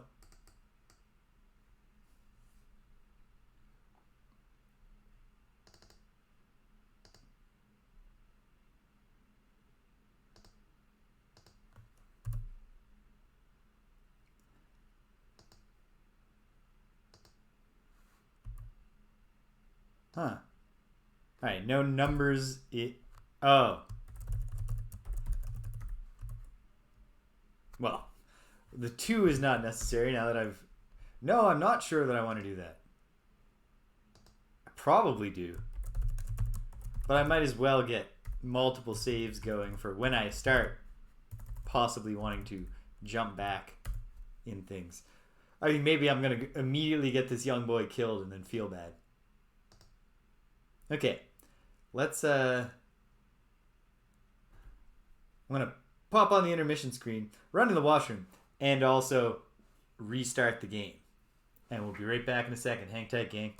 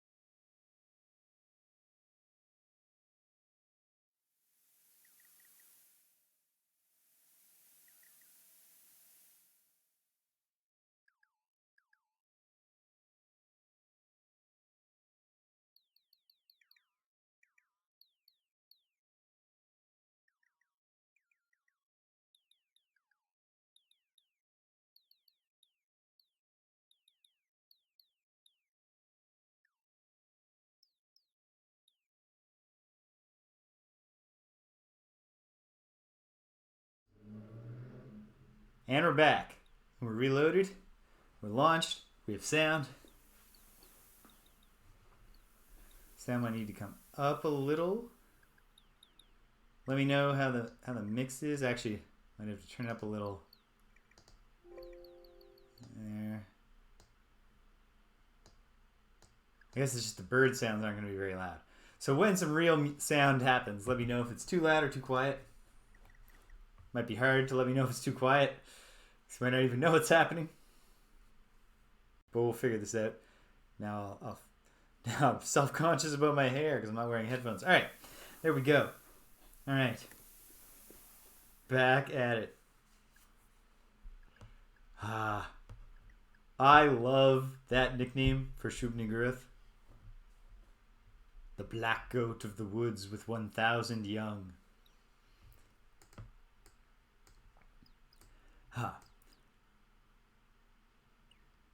Great. That's great that if...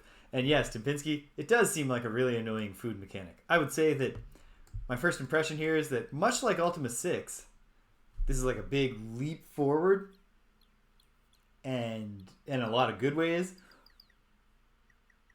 But taking a big leap forward, you're gonna stump, it's not the same as smoothly taking calm and confident steps forward. There's some stumbling involved.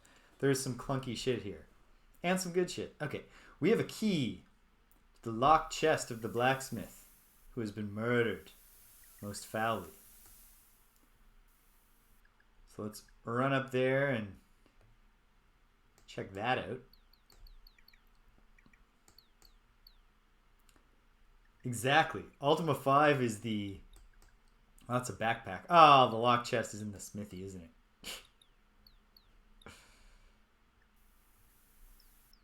Or I'm just still completely wrong about which house is theirs. Which also seems quite possible.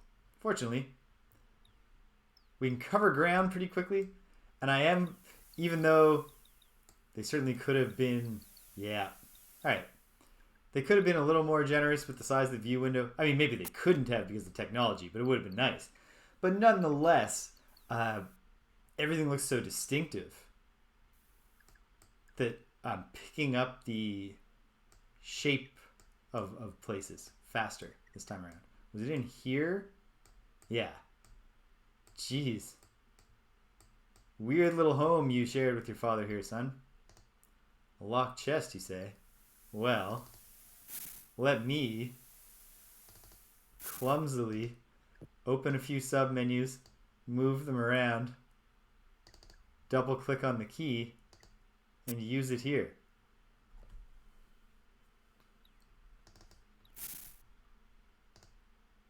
A fellowship medallion.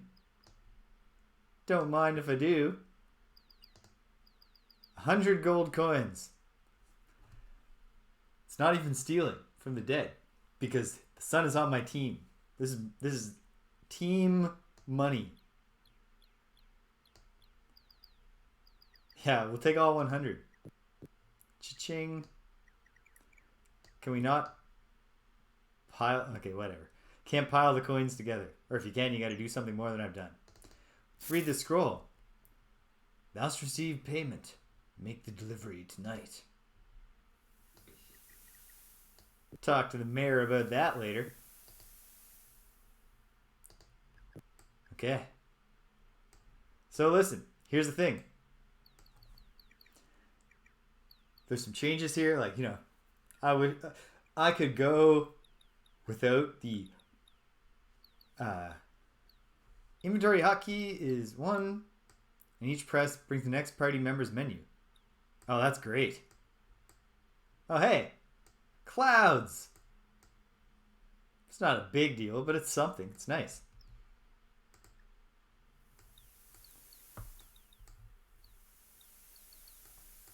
So yeah, like, I mistyped my keywords. This hunger mechanic is infuriating.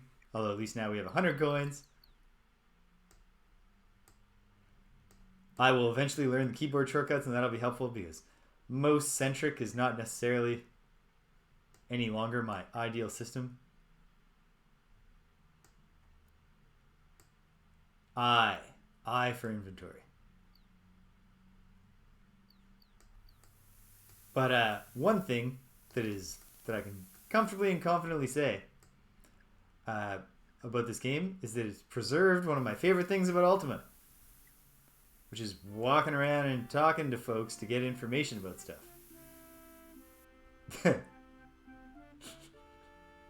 Okay, so this this the Fellowship Hall? Excuse me. This man exudes kindness and geniality. Ah, Avatar! I recognize thee at once. Word has moved through town quickly. I had heard thou wert here. And your name, sir? My name's Clog. Alright, Clog. I think it's actually just getting late, but the fact that the color of the screen became more ominous when we started talking and also this music started. We're not hitting it off yet. So what do you do here, Clog? The Trinsic branch leader of the Fellowship, and he works with his wife Ellen. Oh yeah. How's Ellen doing? She's his wife and the bookkeeper. Wonderful. You heard about this murder? Well, the man says, reflecting. I was home all night, and my wife Ellen will certainly verify that. I didn't ask for your alibi. I just asked it. Okay. But, as we say in the Fellowship, worthiness precedes reward. Christopher must have done something bad.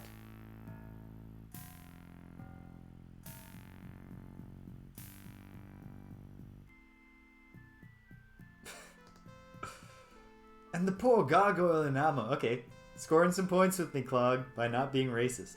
Just pity. So I heard you had an argument. Actually, hold on. What did you know about this Christopher? Christopher was a valued member of the Fellowship for some time. It'd be more efficient to just say he was a valued fellow, right? Unfortunately, we got into a petty argument last week. Oh yeah? And what was that argument? Last week, Christopher stated that he wanted to leave the Fellowship. Canst thou imagine? But let me guess, it's really, really hard to quit. You get redirected to a lot of different people. Every one of them has you fill out a different form. Well, we simply attempted to speak with him and alter his decision. The man verbally assaulted me and my companions with no provocation.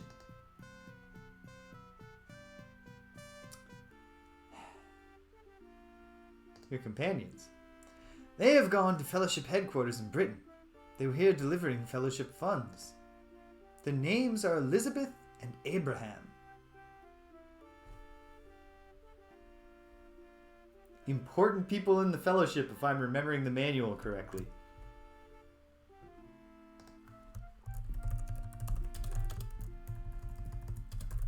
Gotta take a note here.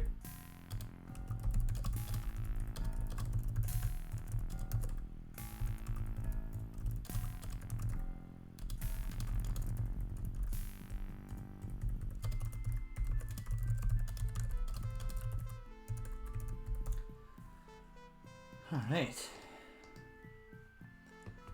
Now. Yeah, I got a lot of questions for you, pal. But how about this hook hand? Does Abraham or Elizabeth have a hook hand? I'm afraid I do not know a man of that description. Okay. There's a test involved? Batlin of Britain will be happy to administer our test to thee. Thou shouldst certainly take it. Who knows? Thou mayst find something within thee that needs improving.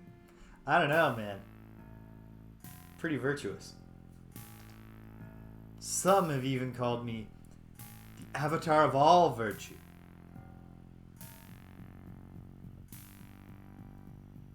So, I'm not even sure what I'm asking you about money. Do not know what thou art talking about. Neither do I, honestly. Sorry about that. Look at this medallion, though. Oh, I was asking about the gold that I found. Why did Christopher have 100 gold? It was his payment for something. Christopher had expressed interest in leaving the Fellowship. Perhaps he had stored it for safekeeping?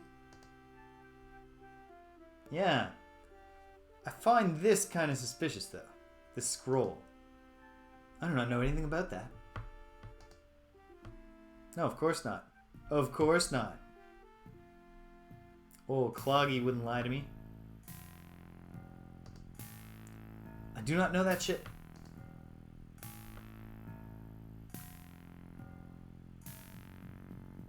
This guy's not a master liar. Alright, tell me more about your stupid fellowship. Fellowship meets here at the branch office in Trinsic every night at 9. Thou art welcome to attend. Are there clocks anywhere?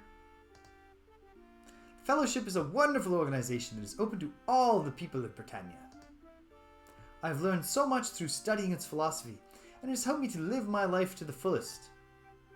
Through the fellowship, I am able to achieve what I have set out to do in life, and I am a better person for having joined. And you haven't been dismembered, which is going good for you. Can't say that about everyone who joins the fellowship. And yeah, there was a gargoyle that also got killed. I did not know the gargoyle. Sounds as if he was in the wrong place at the wrong time. 'Tis a pity. And tell me about your philosophy. Sanguine cognition. Yeah, the triad. Apply all 3 principles in unison. Be more creative and satisfied. Successful. Strive for unity, trust thy brother. Worthiness precedes reward. Strive for unity basically means people should... Yeah, I've heard. Yeah. I can confirm you're doing a good job of teaching the exact recruiting language to your frontline members. Dost thou want to join? No. Oh well. Perhaps thou canst become enlightened another time. Listen, pal. I'm plenty enlightened. 8 times over I've been enlightened. Alright. It was nice to meet you, Clog. Ho hum. Okay. Get out of there. Okay, it is just getting later. Food smells good. Sure friggin' does. Oh-ho! Other people are here. See a solid looking, but seemingly bored fighter. What's your name, sir? I'm Marcus, the trainer. Let me add your name to my list of the folks who live here in Trinsic, Marcus.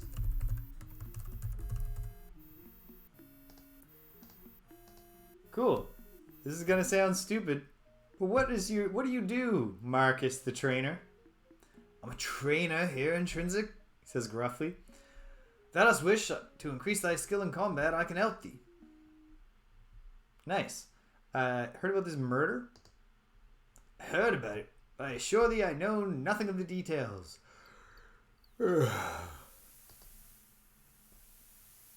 Cool. Sounds alright. Alright. Well, at least he bowed to me.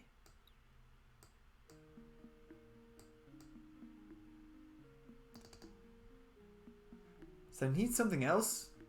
Gilberto asks. No, I don't. Gilberto, I just don't recognize you on sight. Actually, hold on. Yeah. You have any feelings about the Fellowship? Not asking the wrong man. Suppose they're alright. I've never had any trouble with them. Not even Clog? Not had many dealings with him. Did you see a dude with a hook? Or did you feel like you were being smashed over the head with a hook?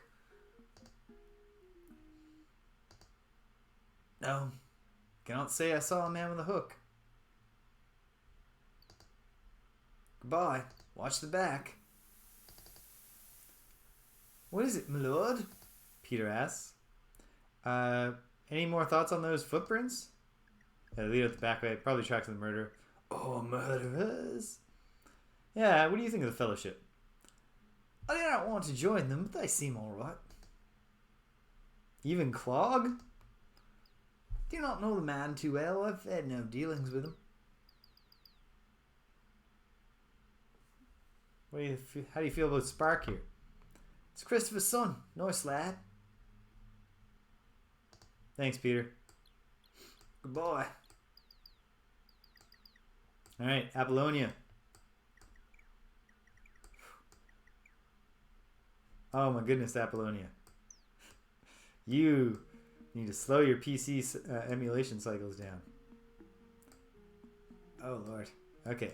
No! We're all going to starve to death trying to flag down a waiter.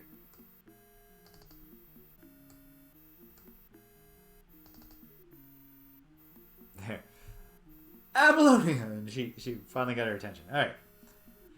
Eyes a twinkling. Okay. Yeah.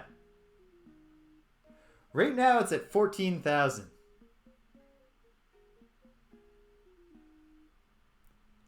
I took it down as low as 10,000 earlier and it started seeming to kind of be clunky when I was walking around. Maybe we should try 13,000. At any rate, I would like to buy some food. Let's buy some of this silver leaf, I guess. 30 gold for one portion. Is that price alright? No! No, it's not. Listen. Back on Earth, I'm a vegetarian, but I guess... Oh, I'll be one of those annoying people. Not that pescatarians, people who only eat fish and vegetables, are annoying, but pescatarians that call themselves vegetarians are annoying. I'm a vegetarian, so I'll just have the flounder. 3 gold for one portion. Is that price alright? Sure. Sounds a little more filling than bread, at least. And let's... Jeez.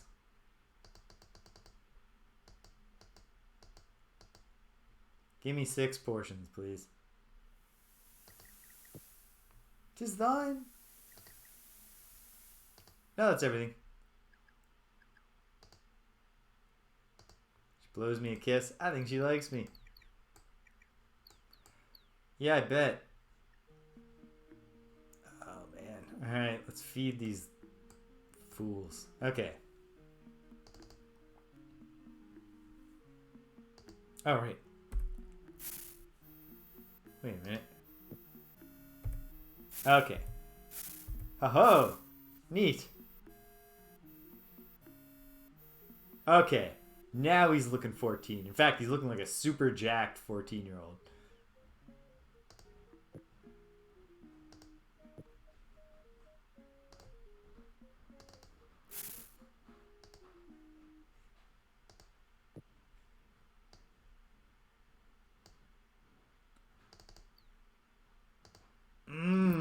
Flounder.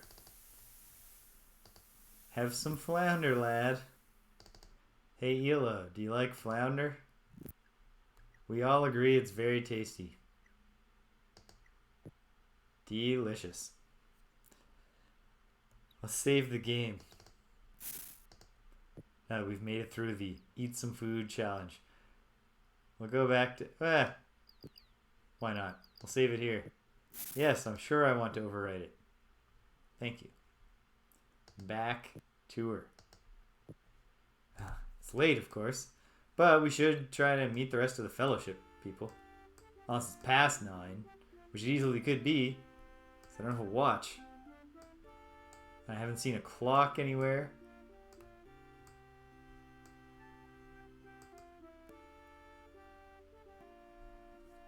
Let's try.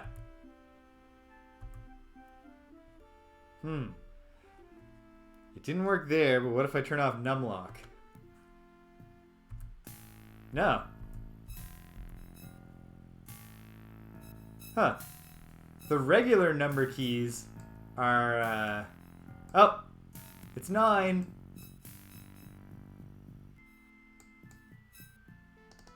So who's here? Dell, of course. Yes? Marcus asks. Nothing. I'm just trying to get a sense. Oh, right. I can just click on them once. Yeah, right now it doesn't seem to even recognize... Oh, it's Petra. Why can't you show me their names, then? Peter, I mean. Or maybe it is Petra. Who knows? Oh, yeah, they're actually going around lighting the streetlights. That's cool. Sage is Clog, of course. Oh no, why did I click through this like it was... Alright. We'll always remember Christopher, our blacksmith, as a valuable citizen of our town as well as a dear friend. Inamo was an amiable and hard-working gargoyle. As their deaths show us, Britannia needs the Fellowship now more than ever. The Fellowship was created to advance a philosophy. A method of... Oh my god, we all know this. A method of applying an optimistic order of thought to one's life. How dost thou follow this method? By applying the triad of inner strength to thy life. The triad is composed of 3 principles that are implied in unison. Can soothe the fever of a society that teaches thee to accept failure and banishes the destructive illusory thoughts and feelings from my spirit. The first principle is to strive for unity. We should reject divisiveness and put aside our differences and work together for the good of us all. The second principle is trust thy brother. Trust is essential, for what will you accomplish? You must be divided by constantly watching each other. The third and final principle is that worthiness precedes reward. One must strive to be worthy of the rewards each of us seeks, for if one is not worthy of reward, why should you believe they should receive it? Pardon me. We must spread the philosophy to everyone who can hear it. For who is there to lift the disunited, mistrustful and unworthy Britannia up from its sad state but we of the Fellowship? Always be suspicious of the group talking about how society has fallen and we're going to get back to the golden age.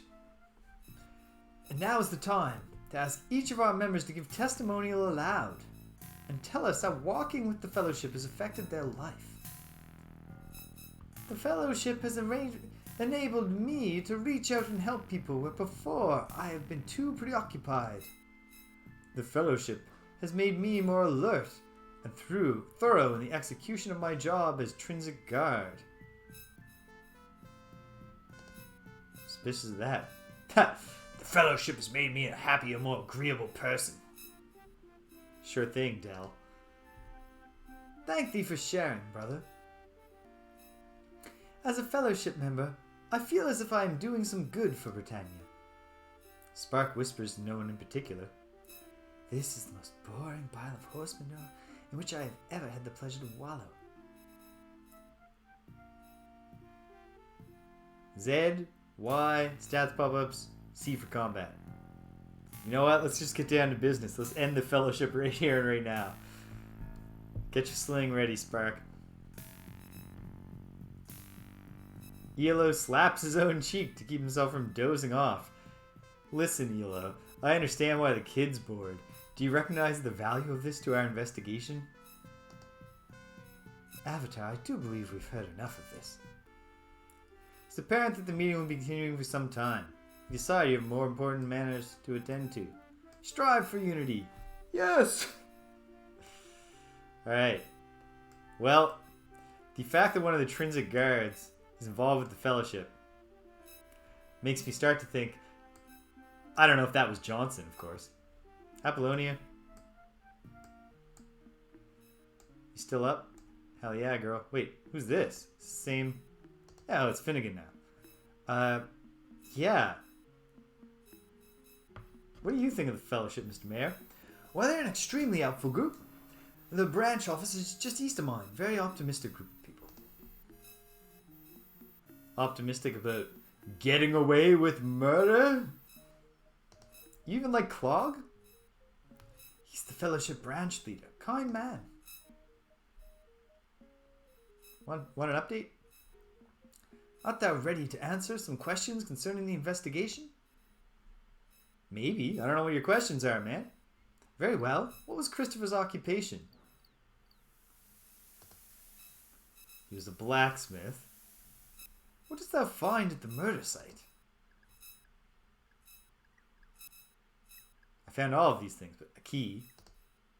What did the key open? A chest. What didst thou find in the chest?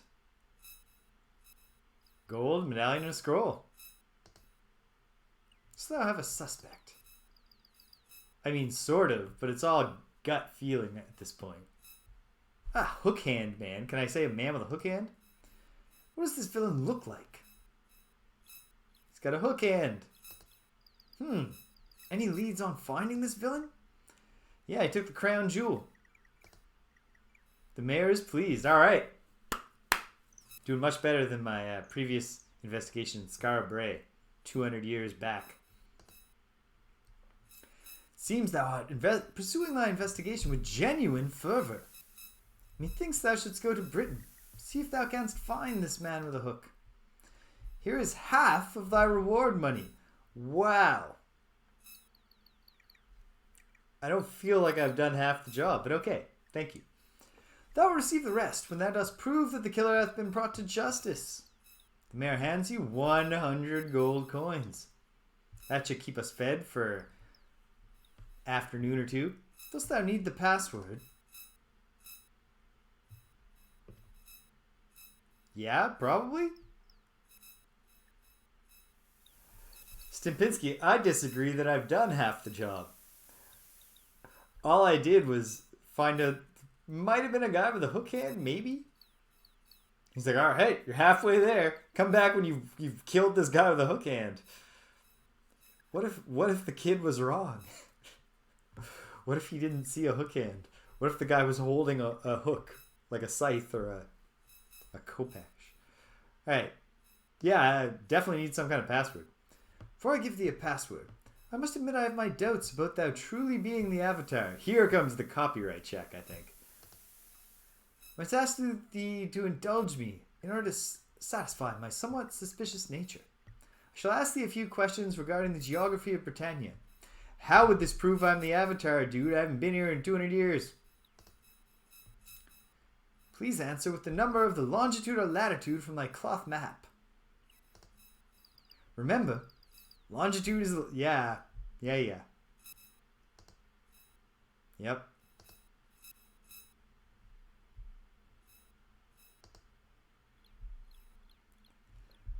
What longitude runs through the center of Scarabray? Okay. I'm going to take this opportunity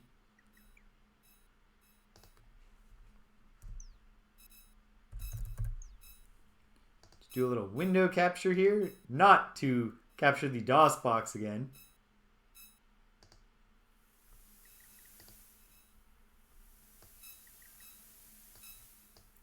But to share with you my PDFs.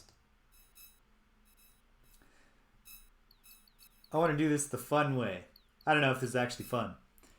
But here's my map. What longitude runs through Scarabray? Well, here's Scarabray. It is longitude... Oh.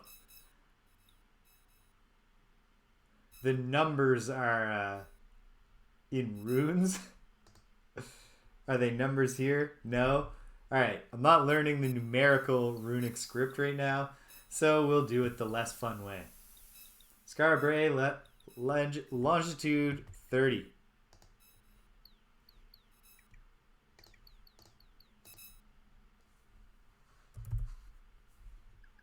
Oh, come on. I can't even type the number 30.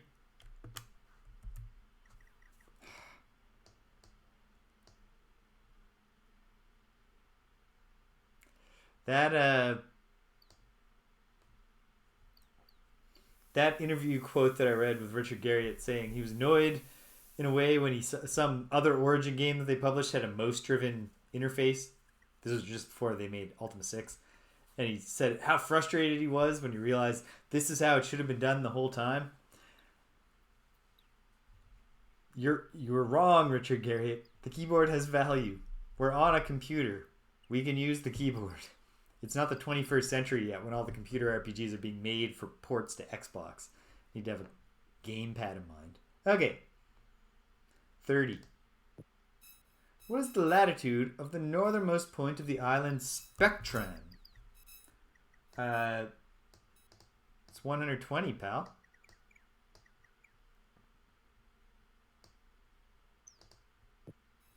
What latitude runs through the center of Dagger Isle? 0. I'm afraid that I still have my doubts. What? That's frustrating. My public duties disallows me to give you the password. I am sorry. Alright, you son of a bitch. Yes, Avatar? Alright, let me try again. Oh, dost thou want the password now? I wanted it before. I just didn't pass your stupid trivia test. Look, here's the thing. This was not nearly as bad as when the GOG materials gave me the wrong launch codes in Starflight. It's not borking the whole game and corrupting the save file. Okay. Yeah, you got doubts.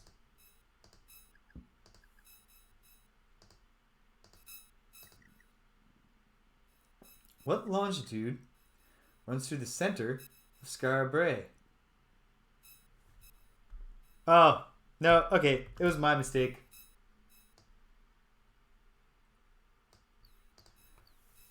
I was only looking for the Skara keyword because I didn't realize it was in the list twice. So I didn't even check that I was doing longitude versus latitude. The longitude is 60.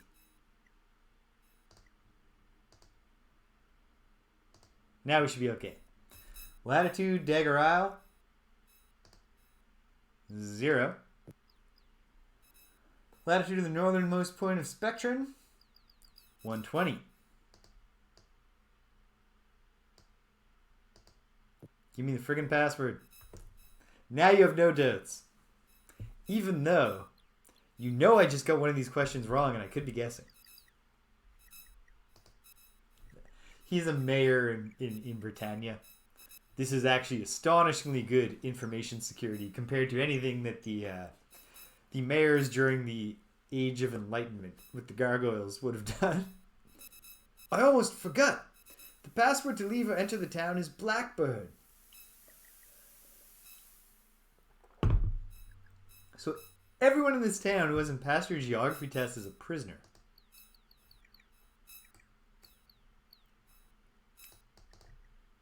Hello, Apollonia. Can I get a room?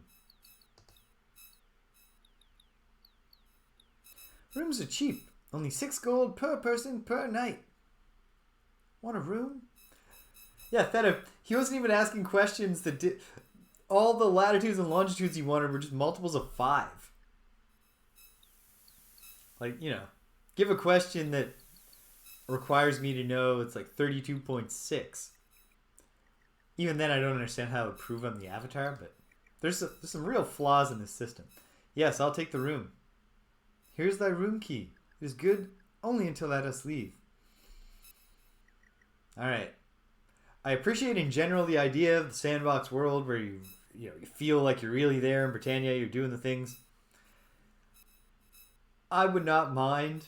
It's just when I said yes, I'd like a room, the screen just faded and came back up. Alright. Thanks, Apollonia. And then I suppose I need to... Well, this is the life I chose.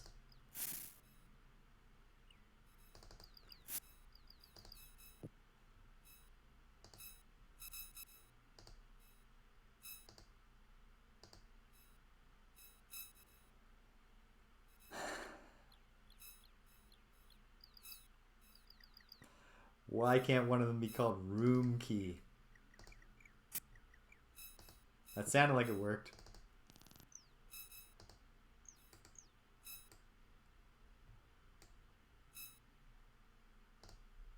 A mirror. Mirror. Picture. Painting.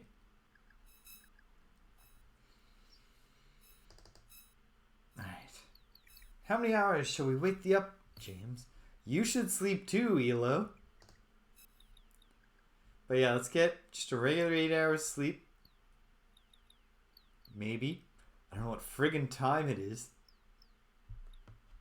There's some quality of life issues, although I am having fun. Pleasant dreams.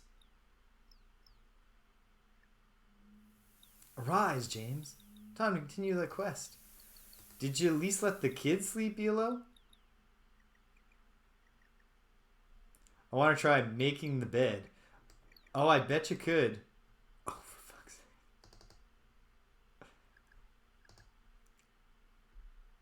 No, not talking to you, Spark.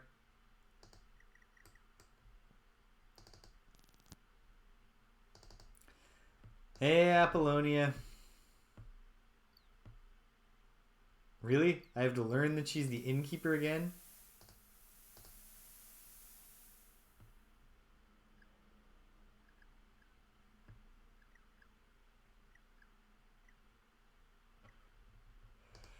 Yeah, Elo has aged seriously. Because in the Ultima 5 opening, he looks almost like the false prophet cover avatar with the like long blonde hair. By Ultima 6, he's looking rough. Like he's in his like late 40s, early 50s, even though his wife still looks young. And now he looks like an old wizard. And to be fair, he's 200 years older. In a sense, he's very well preserved. No, I just can't buy anything for. She's just not open yet.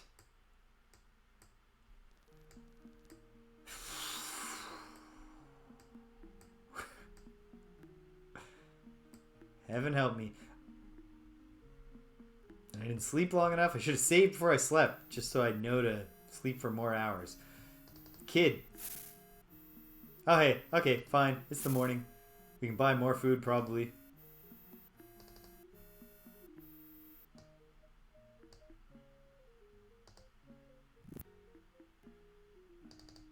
Here, Yellow. Have some flounder. Okay. Does anybody want to wash that down with some of your father's blood? Little Spark? No? Okay. I'm willing to be spoiled on this. Am I actually expected to hold on to this room key forever for any time that I want to stay in the Trinsic Inn? Or do I give it back to her? Actually, let me go see if I can just give it back to her.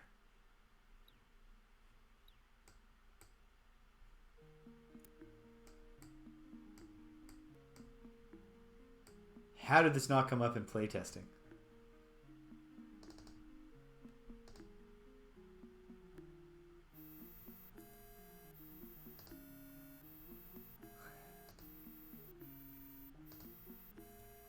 I need more flounder.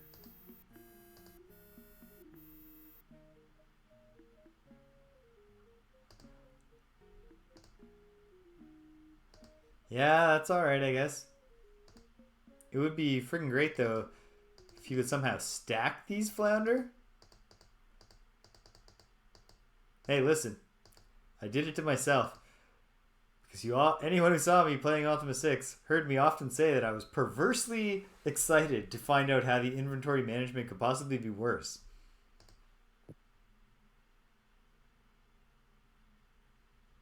Okay, dead item.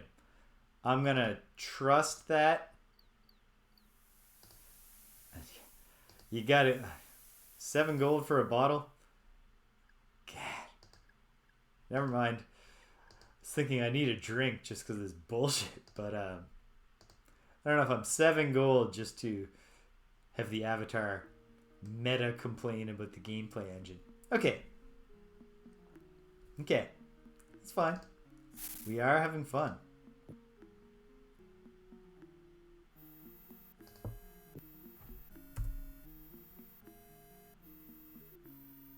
It's not what I was trying to do.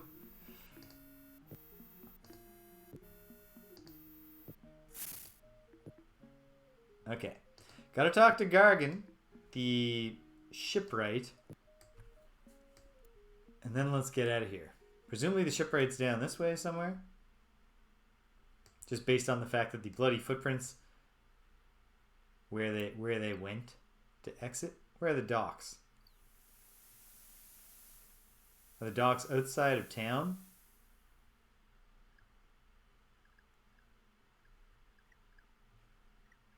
Well, you can verify they're not inside of town, so Okay. Well, let's leave through the gate that seems like it might be close to the docks.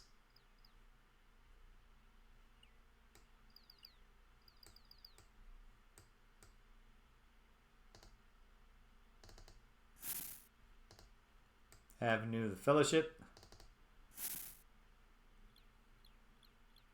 That's not docks. Okay. Hey, pal. Could you try to get yourself under control? What's your name, pal? Johnson. We gotta talk to this guy. What do you do? I mean, you know, I know what you do. I have the morning watch guarding the dock. Authorized the comings and goings of every ship. Cool. Heard about this murder. I did hear this. When I arrived at my post at sunrise, I found Gilberto lying fell on the ground. If thou art asking if I saw anything, I did not. No one hath passed by me since I arrived at the dock. You remember the fellowship? So I am a member. Would thou like to join? No. It's thy loss. It's your loss, buddy. You're not going to get the signing up a new member bonus. Clog. Good man. He's a branch leader here in Trinsic. You didn't see a guy with a hook on his hand. Man with a hook? No. Saw no one all night or all morning. The Crown Jewel. Boat left just after sunrise. Did sail to Britain, I believe. So ask Gog and the shipwright about that. Thou dost want a ship, thou must get the deed from the shipwright. Thou must also have the password to leave town. A deed? I can purchase it from shipwright. Of course I can. What is the password? It's Blackbird. Very well. The May's passed. What the hell? Oh, I was like, snakes! I thought we were in sudden and unexpected combat. What's this? Sundial! It's 6 o'clock in the morning. Presumably these are the docks?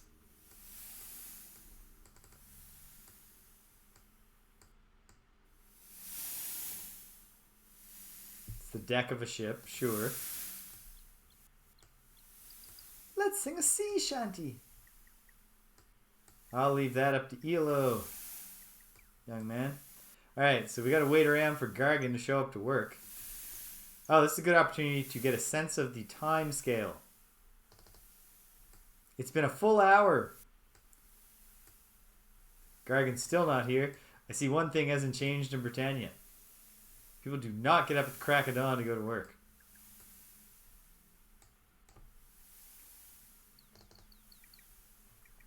Which is kind of wild because I personally am not, like, among other things, I work in the evenings a lot of the time. I have classes to teach.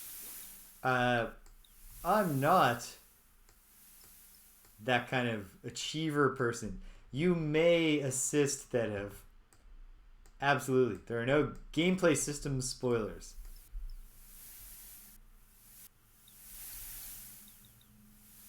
Is Gargan never going to show up at the docks?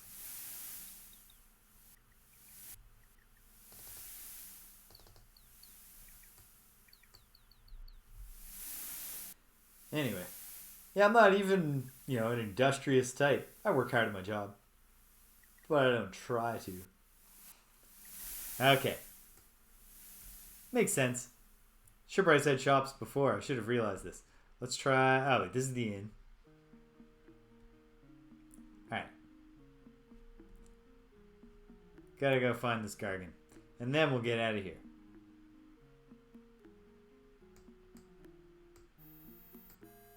More folks need to put signs.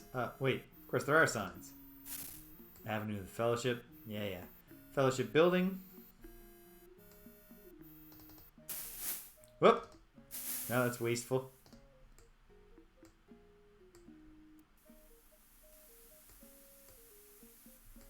This is the mayor's office, right? The administrative building.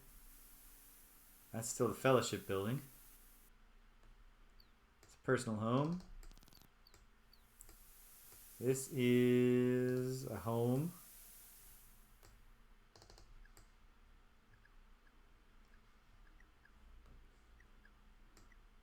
The healer. That's the smithy. Ooh, what's this? Wait, I just went in here, didn't I? Or did I? Well, whatever. Whether I did or did not, it is not the shipwright.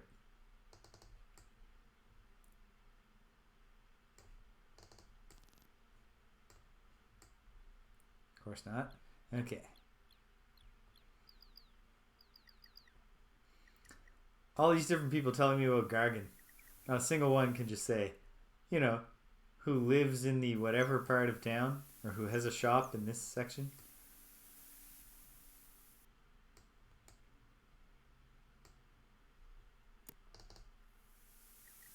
Boom. Salty old sailor, reeking of tobacco. Gross. I have a feeling, but what's your name, sir? My name's Gargan. He sniffs loudly. What do you do? He's the shipwright. If I want to know about a ship or sexton, I just gotta say so. Then he coughs. Well, hold on. Have you heard about this murder? Heard about it. It's terrible. But he hasn't seen or heard anything. Nobody has. Ugh, yuck. Okay. What about this crown jewel? Yeah, this ship was docked overnight. Salts his log. Sailed to Britain at sunrise. I don't recall seeing anyone get on or off. Disgusting. Disgusting. Too old to pay attention to them. Wipes his nose on his sleeve. Come on, man. Matey, I've always seen pirates, sailors, peg legs and hooks. I've seen one, seen another. She just mentioned I did see a man with a hook late last night after sundown. Oh, I was leaving the shop, I saw him outside. There was a wingless gargoyle with him. They were walking east. Disgusting. I told thee it was him. Feeling alright, man. Coughs and wheezes and lights his pipe. On inhaling, he has a coughing spasm until he finally catches his breath. I'm glad we're talking to him with this door propped between us. Never felt better. I don't know, pal. One that wants to buy a ship. Ships are sturdy and well built. May not be built by Owen, but they're foreign vessels. First, they must purchase the deed. Alright. Who's Owen? It's not Ed Owen. Foreign a ship right in the land. This is Minnock. Oh yeah. How much do you sell for a deed? 600 gold. The scaly gel. No. Some other time then. Perhaps. Sell sextons for 80 gold. Want one? No. Suit thyself. May the day have smooth sailing. She starts to say. But then a coughing spasm interrupts him. Alright, excuse us, sir. Just gonna shut that door nice and tight. No? Okay, fine. Just let him keep sharing his germs. Alright, so they were walking east. That seems odd since we're on the east coast. But okay. Let's throw in a save. We have some flounder for the road.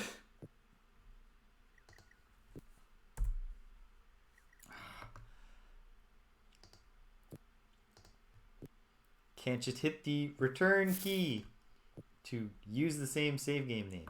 Alright. Alright then. Now. What are my concerns?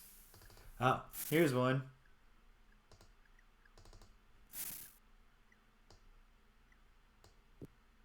Oh no. The key just randomly moved around. Probably I don't need either of these.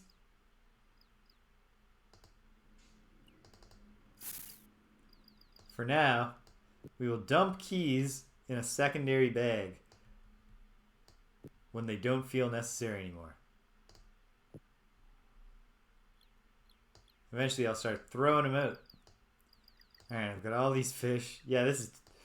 like, there's a good side to this. like the little pop-ups and the fact that you're actually clicking and dragging stuff.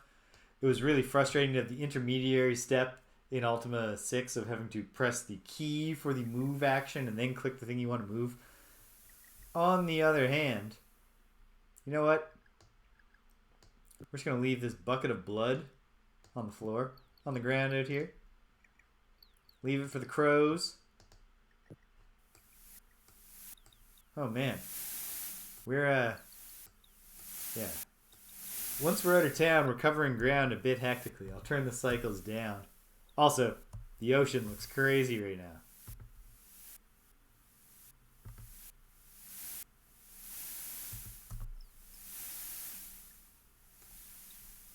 I think we're going to be stuck with crazy ocean and not have clumsy walking. Oh dear. Alright. What's this? Oh, place where you could buy a... Alright, there's a storm now. Yes, that is the proper direction to travel, Avatar. Weird. What was that voice telling me I'm going in the right direction? Passion play. Hold on, hold still, hold still. See a middle-aged actress with a very serious expression. She's unable to speak with you because she's concentrating on her part in the passion play. Perhaps you should speak to Paul. Okay. You, Paul? Short, stocky actor. He cannot speak to you. He's concentrating. Is this Paul? Probably not. Is it? See a young entertainer who beckons to you. What's your name, sir? It's Paul. His colleagues' names are Meryl and Dustin. Alright, let me take some notes here, pal.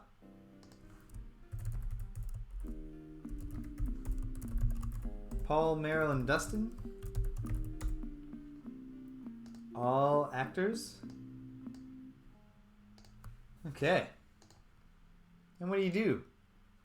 We perform a passion play about the fellowship. It costs only 2 gold per person to see. If thou wants us to perform it, please say so. What's a passion play in this context? Is anyone going to be scourged? Passion play is a morality tale performed on stage. And you like the fellowship, eh? It would be much simpler to view the play.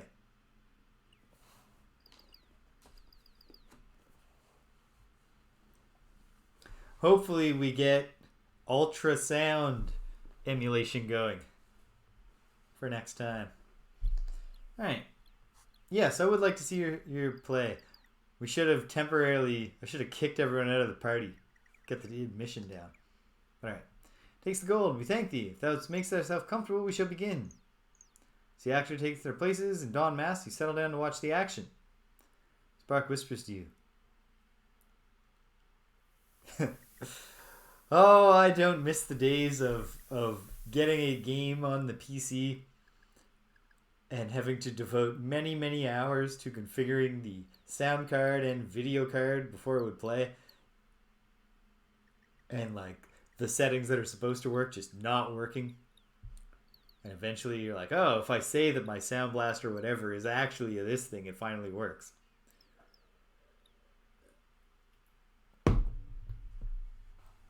Oh. I wish there was a confectioner that sold candied apples. The music starts to play as Paul takes center stage and addresses the audience. Welcome to our tale. A tale so true to life. 'Tis a tale of tragedy. A man has lost his wife. But the story need not be sad when the fellowship is here. The triad of inner strength gives no one cause to fear. Dustin takes the stage as Paul moves away. Meryl lies on the ground in front of him and assumes a death-like pose. 'Tis doom, 'tis despair, 'tis death. My beloved wife is gone. Disease has taken her away.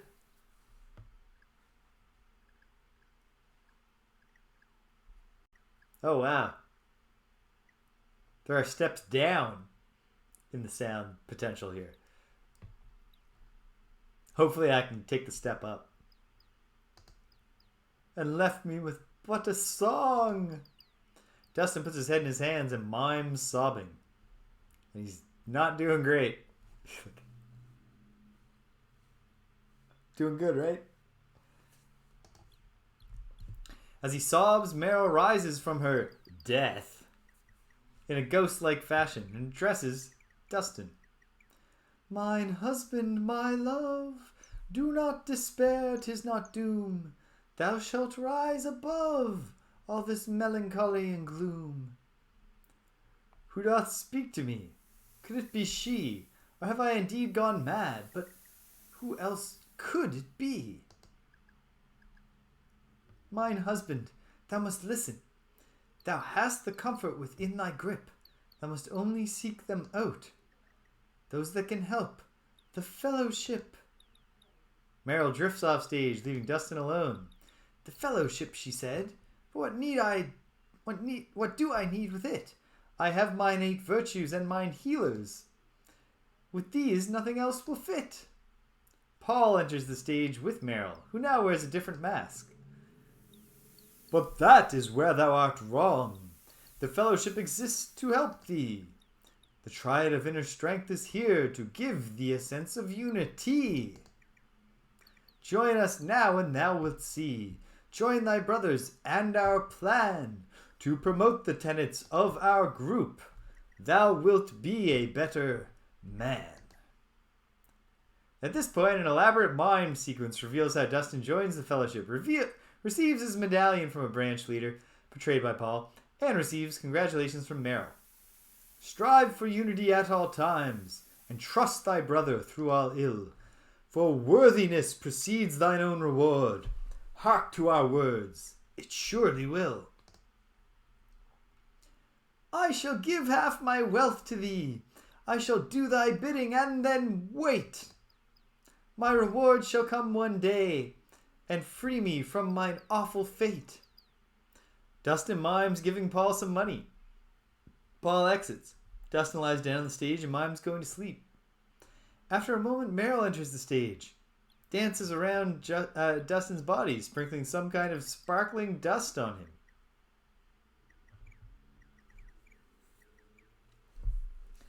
Yeah, this isn't a persuasive pitch to me. Perhaps it's just because I'm the avatar, so I really like the 8 virtues.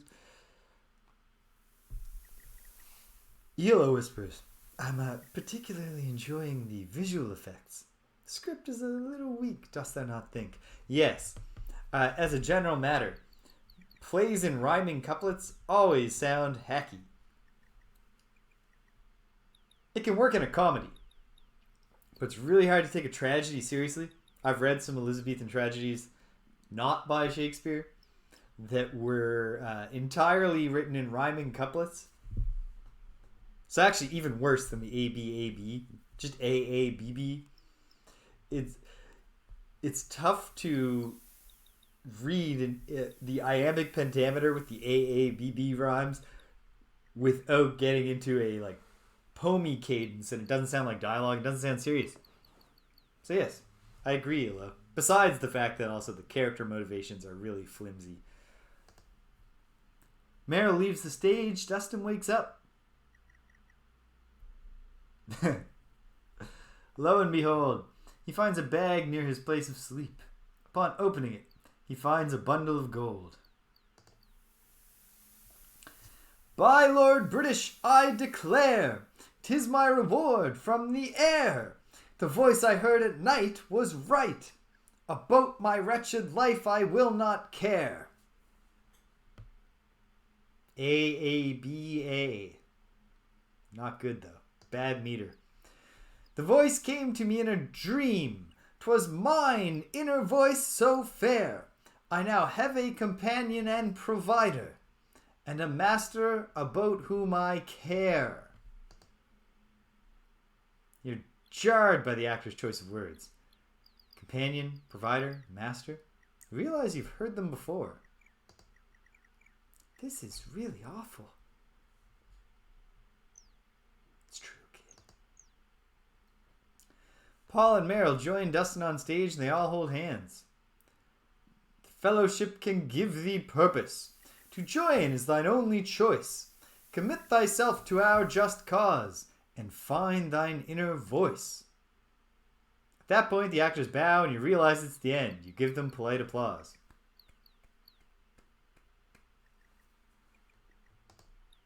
We do not give them a polite encore or any kind of, you know, author. Get the writer of this play up here so we can cheer for him. What do they mean about the voice? I'm not sure I understand. It was a confusing play. I did not like it at all. We have wasted our time and money. That is the last time I let thee decide how best we entertain ourselves. ELO, man. We're gathering information about... You could just tell me about the fellowship if you wanted. But this is just like during the Blackthorn regime, when you knew all along where Mr. Smith the Talking Horse was. Because he was in your cabin. But I had to find it out from somebody else. Uh-oh.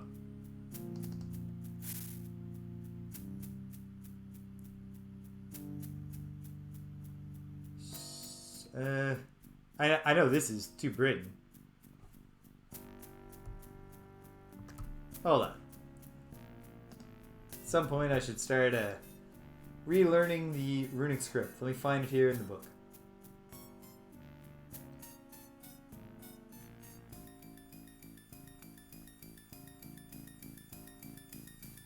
This swamp music is awesome. We're not even in the swamp yet and I'm already getting hyped. Yeah, companion, master.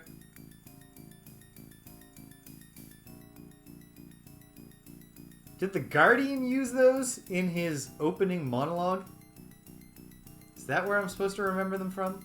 My dream where the Guardian spoke to me? Okay, just quickly reminding myself. And north to Britain.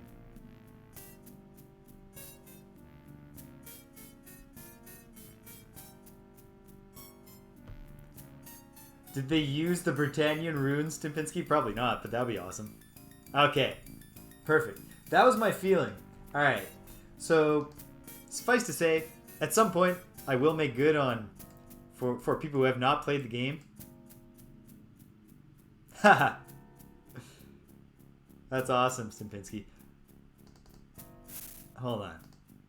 I'm just wearing regular boots. Probably... I'm going to come to regret going this way right now. But I'm going to try it. Oh! Thank you for that, Thedev.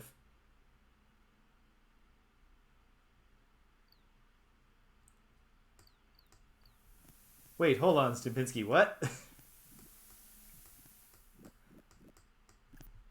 We could use swamp boots. You're right. Okay. Going home.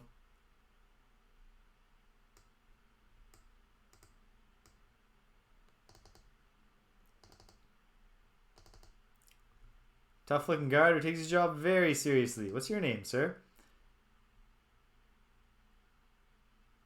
Okay. I get it. Good. It would not be funny if you had actually broken your shoulder, but it would be a slapstick scene for someone to be, you're explaining to your neighbor's kid, you're like, see that shield, which I can read. It says if you can read this, you're educated, and you're not paying attention, you trip over your feet, you break your shoulder. Alright. The password is Blackbird. Yeah, I guess so. Alright. Well, hey, excellent hostels nearby music too. Whatever the purpose of the music, it was good.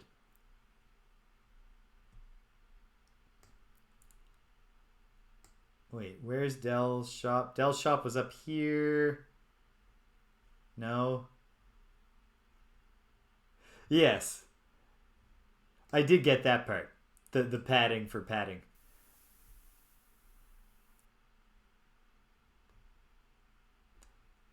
Because if you just had padding on your shoulder, that would make you less likely to break your shoulder. Is this Dell? No, it's Marcus. Bye. Arg. Where was Dell's shop? Because this is the northwest corner of town, right? So it was down here somewhere. Is it this one?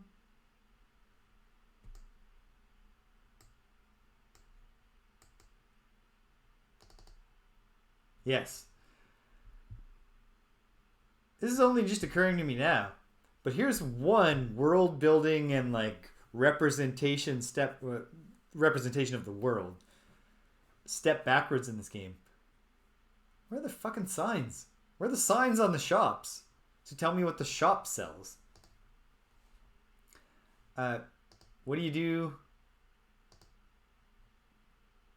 No, I do want to buy something. You lousy jerk. Oh, now I'm my lord. What type of wares was I see? I guess armor? Maybe they're called... maybe you consider them provisions? Fine.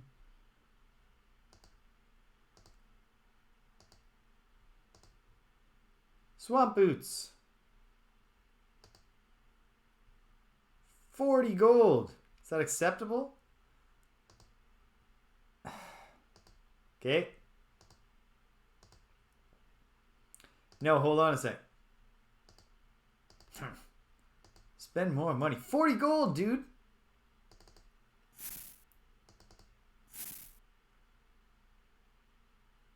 This is ridiculous. Okay. We have enough to buy everyone swamp boots.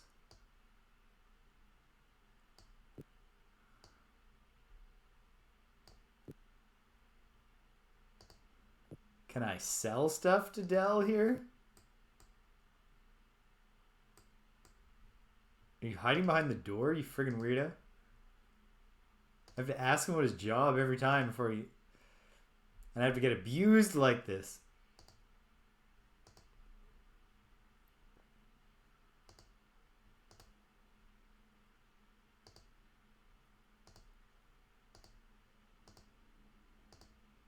Yes.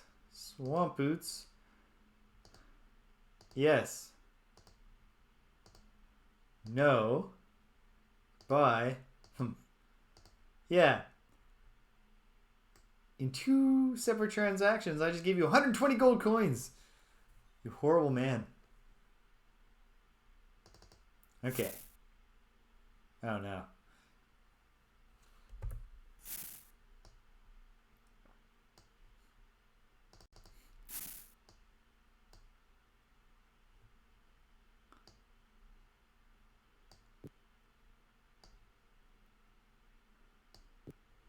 Elo's carrying a lot. Oh, good. He's got his own source of money. And he's carrying some food. And a bottle. Cup. Bolts. And an abacus. So he didn't really give me the abacus. He was just like, I do have an abacus if we need it. We should absolutely give this young man at least some swamp boots.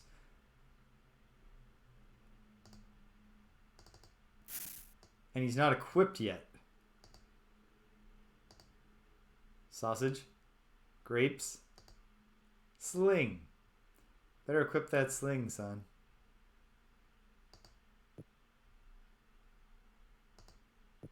Okay. Now... Was it the blacksmith shop where all those pants were kicking around? Because we should put some pants on this kid before we put him in mortal danger. That's the healer.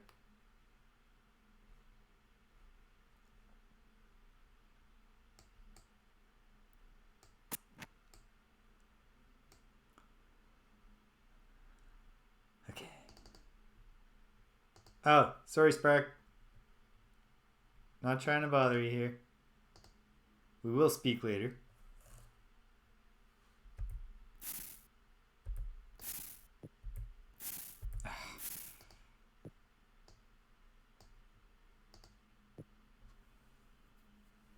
Okay. Can he put on a top?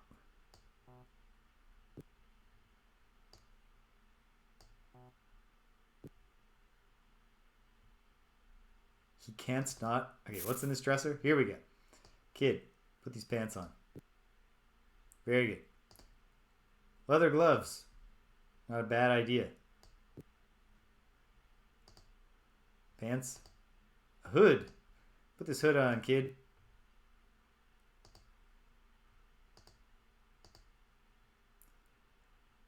Okay. I feel better now. We're taking the young boy into danger.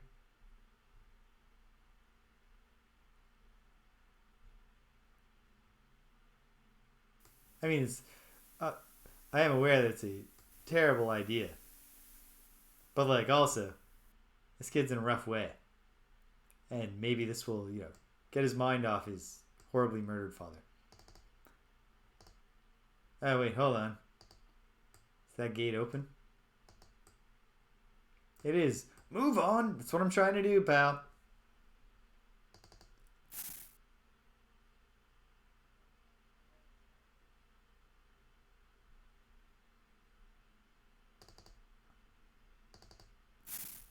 Ah, there. Disabling the talk. That's good. Especially as the party grows, that'll be very helpful. What is this? Probably tactics. For now, I won't mess around with that. From what I understand, I've not heard good things about how well the tactics system works for your allies. I guess we'll see. I have a sword, right? No, just a dagger. Alright. Well, let's head north to pause. We have seen your play and found it wanting.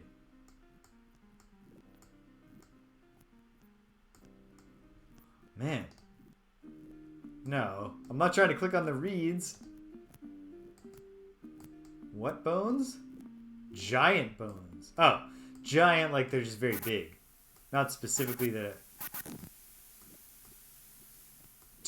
Back up, bro.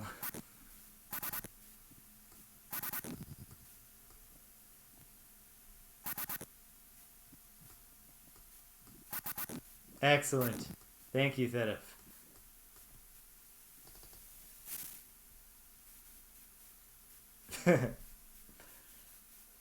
What material are these bones made of? Analysis indicates pure bone.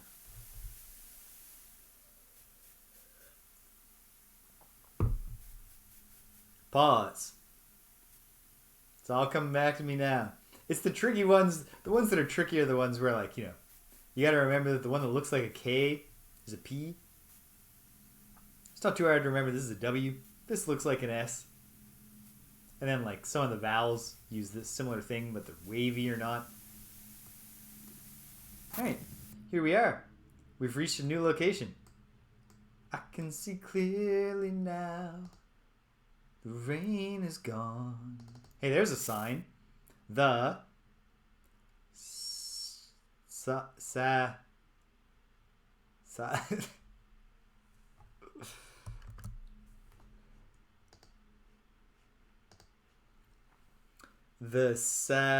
okay, what's this? Salty? The salty dog, right? Yeah. Salty dog. Wonder what kind of establishment this is.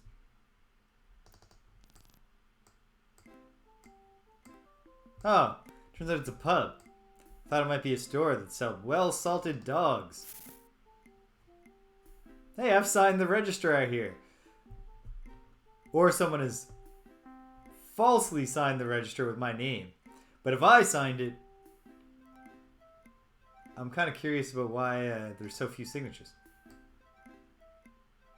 In the 200 years since I was last here. Alright.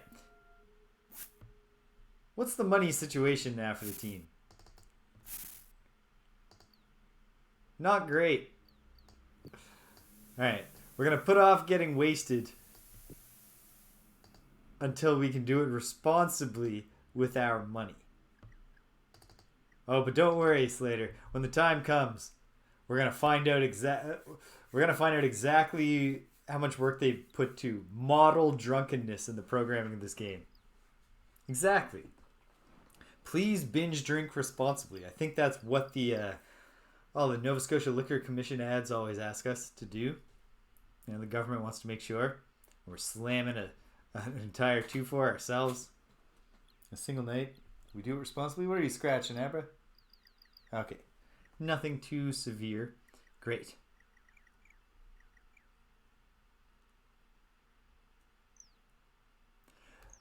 I've heard all of this, and I believe it. Alright, the town bartender. She looks very busy. She obviously takes pride in her work. What's your name, love? I'm Polly. It's a pleasure to meet you. Meet thee. Isn't it, though? You may not believe that I'm the Avatar, but if you need me to prove it, I know all the longitudes and latitudes in all of Britannia. Alright, pause. Just gotta get my sheet set up here. Boom. Alright, Polly. It's bartender. She's gonna have info for us. She's gonna set these info cells up to wrap text. Alright, I'm good to go.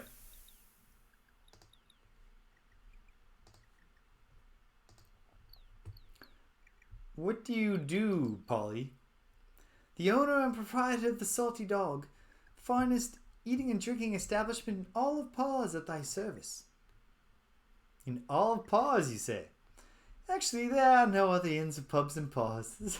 It's a small place. But our food and drink here is quite good, honestly. Great.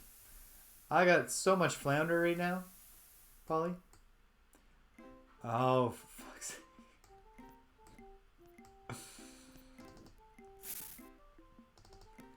Gotta eat to live.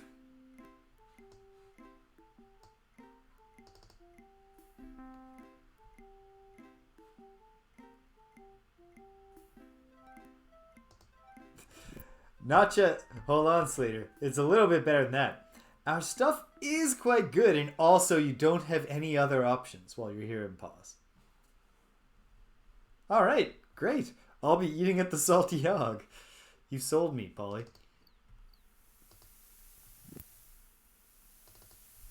Alright, well, at least we haven't lost our appetite for dried flounder just yet. I hope it's dried. If we're just carrying, like, freshly cooked flounder around. Uh-oh. Getting late. What's going on here? Hold on, what? Oh, this is a butcher shop. Ha! He opened the window. He said that'll let some light in. That's cool. Britannia is a living, breathing world now. See a man whose eyes slowly shift back and forth as a crooked smile curls his lips. He walks up to you and looks you up and down. I hope it isn't. Maybe it is.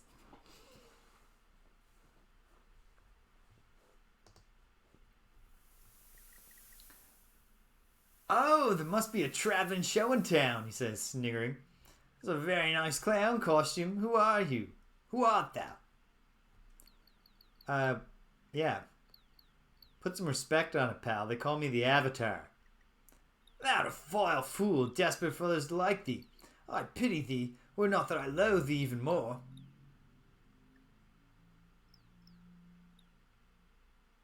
No, that's true. It definitely doesn't look cooked in the icon. I just want to believe that the tavern keepers of Britannia are doing something to the food that we're paying this money for.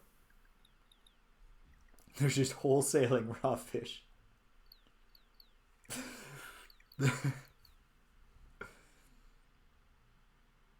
Just imagining going to a pub and ordering some, yeah, I'll have the haddock, and they just slap a haddock on you. All right. And then you have to turn to your kid and just like push it into their mouth to get them to eat. Okay, this guy doesn't like me. Ah, greetings, my lord, says Morphin. Let me apologize.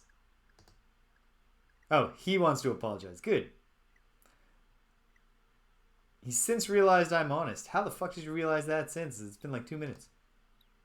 Please forgive mine insults, he bows, dripping insincerity. Greater profusion of shitty people in Britannia so far. Which frankly does play into the whole thing that the Fellowship is claiming. Yeah, it's true. It's because that's why I don't steal. They're going to do a karma check on me. What do you do here? I'm a merchant who operates one of the most thriving businesses in Paws. Includes the slaughterhouse. Okay. So this guy is actually, he's a tycoon. A small businessman. A job creator. He definitely seems like the kind of guy who would call himself a job creator. Yeah, so you're a merchant, among other things? Well, I sell a little of this, a little of that here and there. Wherever there's a demand, I try to supply it. Yeah, seriously. Like, hey, as far, like, we can tell he's running a good, like, his product at the slaughterhouse at least must be good. Because this cow, I mean, that is a bull.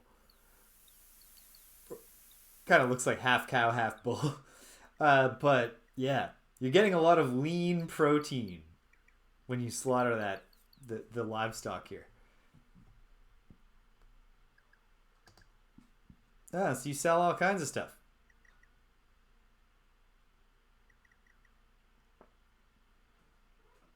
Yeah, no kidding.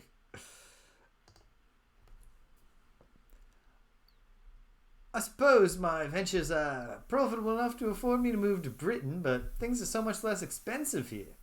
Of course, the theft has me a bit wary. Thought I was wish to know more about the people here. Speak to the couple who run the Fellowship shelter.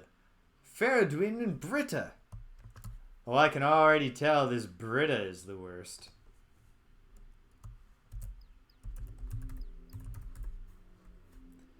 Faradwin. Looks incorrectly spelled even when you spelled it exactly right. And Britta. Fellowship leader. Fellowship leader. Alright. So you gotta... What did you say about theft? Now to stranger in Paws, beware the thief who roams this town. Corporate has stolen a quantity of my valuable silver serpent venom. I'm sorry, did you say venom? A terrible crime, causing me no small amount of monetary distress. It's caused the surrounding community to worry about their possessions as well. If I were them, I'd be more worried about all the silver serpent venom floating around. I would be thine humble servant should thou investigate the matter, wilt thou? This is exactly the right face for this moment. Fine. I'll look into it. Then I shall cooperate fully, my lord, he bows. Your slaughterhouse. Take it thou'st noticed the smell? If so, I do apologize. I'll think of it as the smell of success. Thou mayst purchase the meat if thou so wishest. Not right now. So tell me about demand. There's quite a bit of demand for the venom of the silver serpent in certain areas, for instance. And you control the supply? I keep a small stock of silver serpent venom from time to time, which I sell to the apothecary in Britannia for a modest profit. The government is trying to control sales of it until they can determine how dangerous the effects are.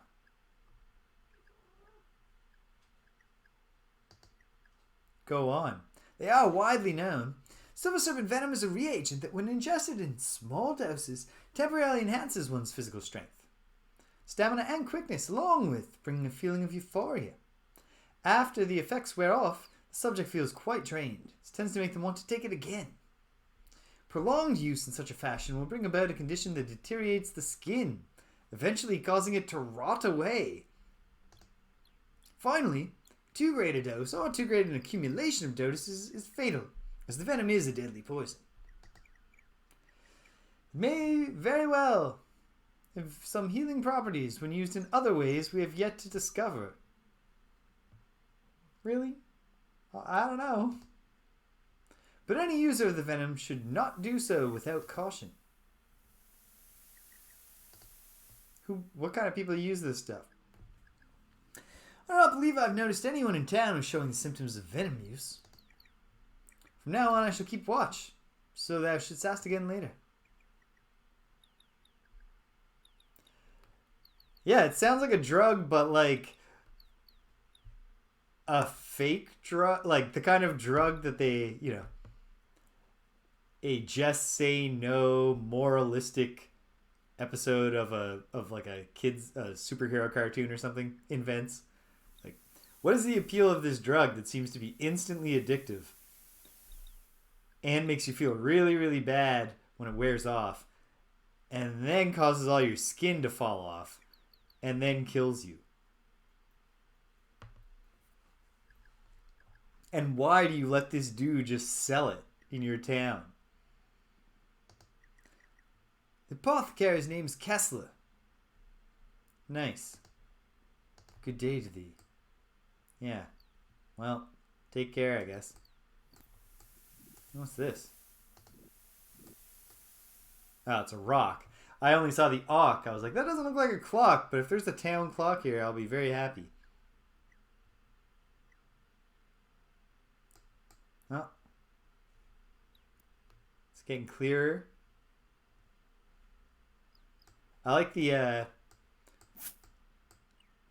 wagon tracks really, oh, that's cool. They close their windows when it's raining, and then they open their windows when the rain is gone. Just like everybody does. See a beggar leaning on a crutch. His eyes shine like diamonds with sheer bitterness. What? Shine like diamonds with severe bitterness. That makes... Okay, fine.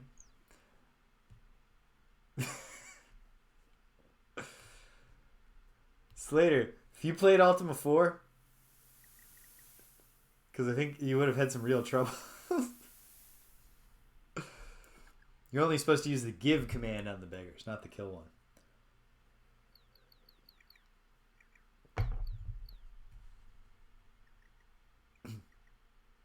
No, I count them as drugs. I just mean that what I was saying is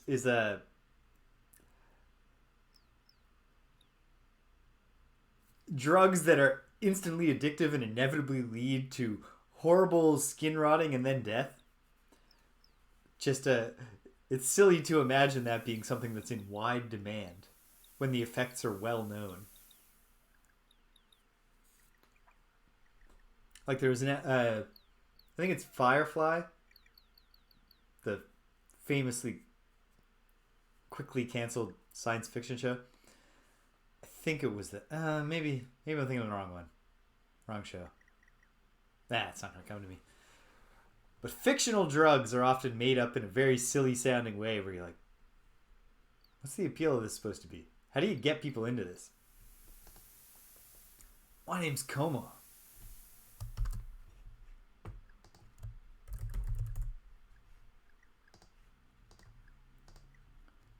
And what do you do?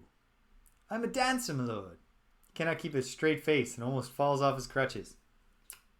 I see what you did there, pal.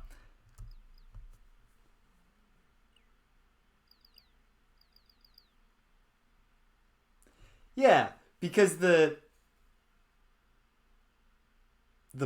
plus side of it, of virtual reality, you can see the appeal because like there are obviously always crummy things. I'm not an expert on Shadowrun, but like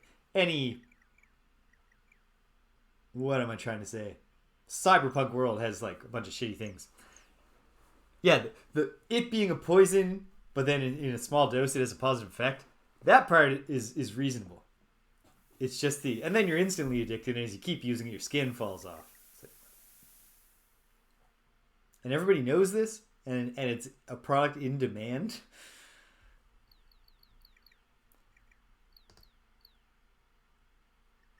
Oh, it's a ripe one, come on.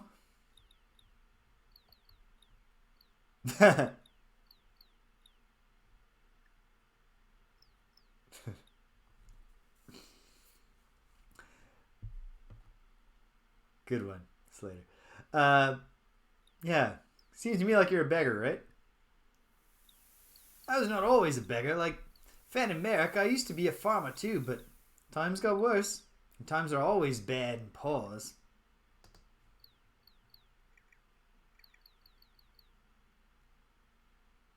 Who's Fen? Fen and me are chums and will be to the day we die. We share in each other's vast expanses of wealth. Okay, hold on. Beggar. Fen is a beggar. And I'll have to renote the third one's name here. No!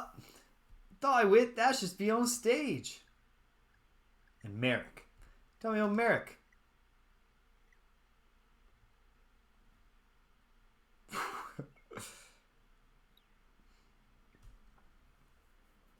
Royal rotten egg he is. Merrick turned his back on us, now spends each night in a warm, cozy bed. Which is more than either one of us have had for some time. He turned his back on you. The only thing worse than this miserable existence is having Merrick sniff around, try to recruit us, the bloody parasite. Oh, I see what happened here. And now he's a bed? Merrick sleeps in the shelter run by the Fellowship. They feed him too. He had to join before they would help him. What are you, not a fan of the Fellowship? We could have joined. They're a foul lot. Anybody acting so bloody nice must be up to no good.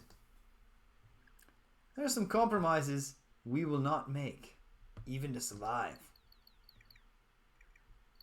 And where's the shelter? Shelter? This is a large building filled with fawning hypocrites. I just have little trouble finding it.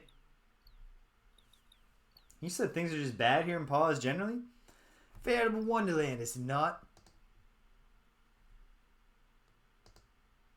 Finn and me have been friends since we were tiny little babes. I would bet thee that thou didst not think we'd end up like this, eh, Fen? Not in me wildest dreams, go on. Yeah, verily. Fen and I share all that we own, which in totality is the clothes on our backs and the snot in our throats. Wilt thou give me a bit of money? Yes, I will. How much? 3 gold. Thank thee, my lord. You're welcome. Bye-bye. Hold thine head high, my lord. Alright, my compassion score just went up. In Ultima 4, Slater, part of the goal, like to beat the game, one of the things you need to do is demonstrate your enlightenment and all the virtues. And the way you do compassion is by just loading the beggars down with money. See an old woman who gives you a smile of grandmotherly sweetness. You can see immediately that her vision is poor. What's your name, dear? My name is Beverly. Well.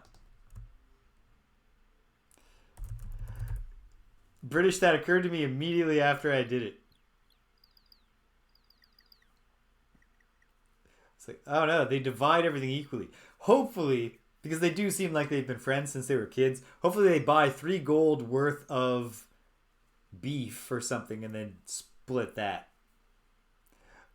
And Slater, I noticed that same thing. I thought that was kind of funny. Just now, we top out of 5 here. We're not going nuts. Maybe it's a precautionary thing where like maybe it would ruin their friendship if I was like, here's 50 gold.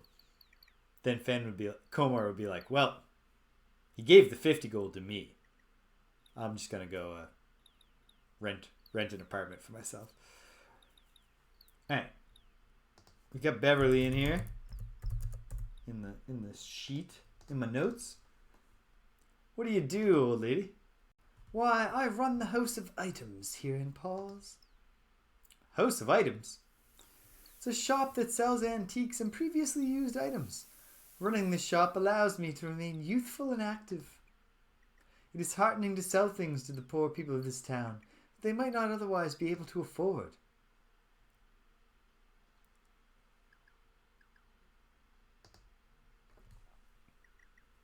it is one of those things, Slater, where like, you know, Lord British is all, you need to become in Ultima 4, you must become the avatar of virtue to provide an example to the people and show everyone how to be compassionate and stuff.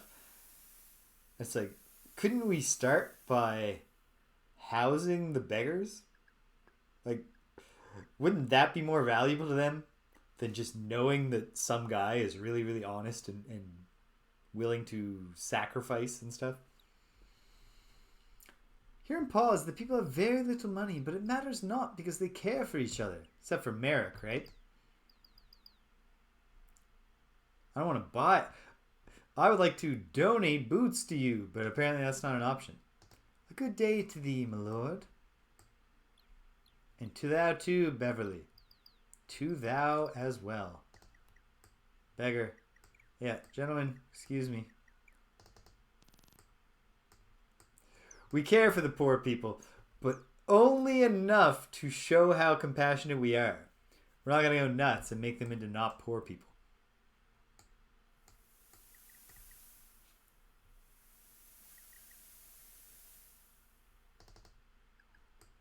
Yeah, also, like, I mean, maybe for a time my example had an effect. 200 years later, no one even believes that I'm me. Hey, we found a grain mill or something. A man covered in the sweat of a hard day's work. What's your name, sir? I'm Thurston. Alright, Thurston. I'm gonna guess that you're a miller. What's your job? I operate the mill here in Pause. He's a miller. Noted. Oh yeah, what kind of mill is this? Sawmill? A grain mill? It's a grain mill. The local economy depends upon the mill for flour, so I ensure that the mill runs. Sometimes I feel that keeping the wheels turning is the only reason to live. I'm sorry. How are you? Are you feeling okay lately? I have no wife or family. I have thought about joining the fellowship, but I refuse. I have nothing but my work and a drink at the Salty Dog now and then. She won't join the fellowship. I know they do good work here in town, but there's just something about them that makes me uncomfortable. Yeah, they rub me the wrong way. I haven't even met most of them. She like the Salty Dog? In truth, I go there more to be near Polly the innkeeper than for the wine. She's always busy tending the bar, has no time for me, I'm sure. Let me talk to her. Let me talk to her. See if we can get anything going. You know, I did help a barmaid hit on a dude a couple 100 years ago. He wasn't into it because he was married, but I've been a go-between before. That's what I'm saying. So, how do you like life here in Pause? In case there was none noticed, the people who live here are not so well off as their cousins who live in Britain. In fact, we've even had a theft recently. A theft? Indeed. Shouldst be wary, my lord. There's a thief in this town. Morphin, a merchant, had several vials of valuable silver snake venom stolen.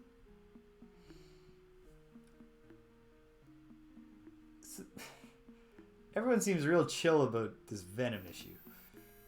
It's procured from the silver serpent. Oh. I believe gargoyles used it habitually in the old days. I'm not so sure what it might do to a human.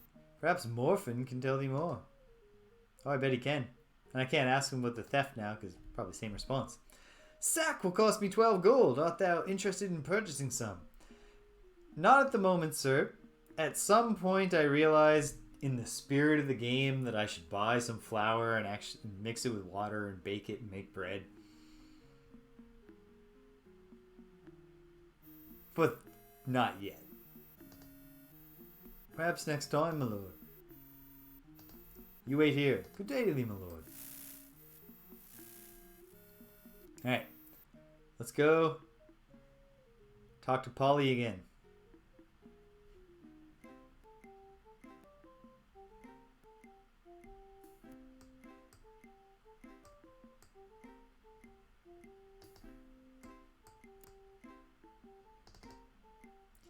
Polly smiles. What can I do for thee, my lord?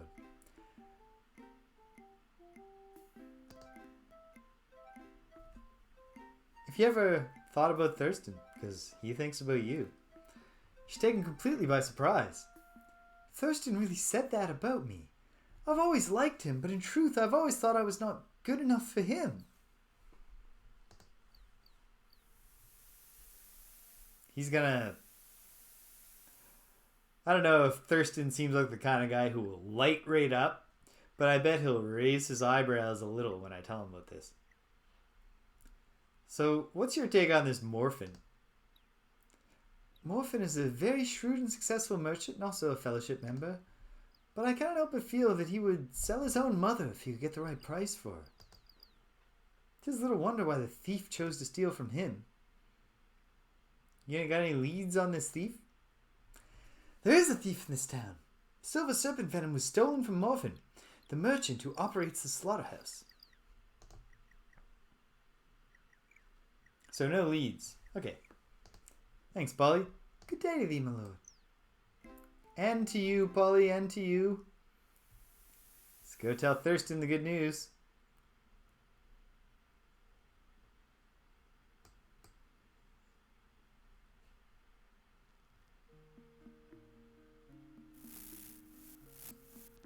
Hey, Thurston.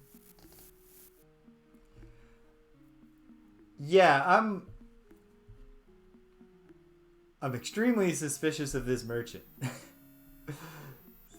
So it doesn't seem out of line to me to speculate that he's doing some bad thing that he has not been stolen from. Greetings, my lord, says Thurston. Got some news, buddy. He looks at you with joyous surprise. Oh, he lit right up. Did Polly really say these things? It is ridiculous she believes I'm too good for her. Suddenly he forgets his work, starts hurrying around in excitement. For years I have loved this woman from afar. I will begin courting her immediately. We done a good thing, team.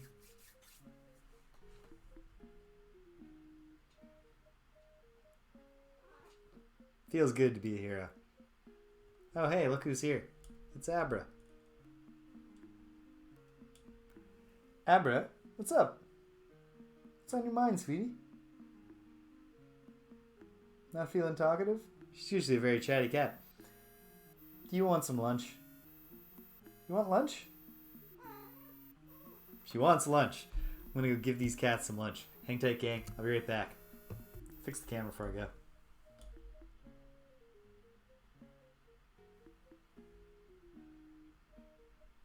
There. Alright. Hang tight, gang.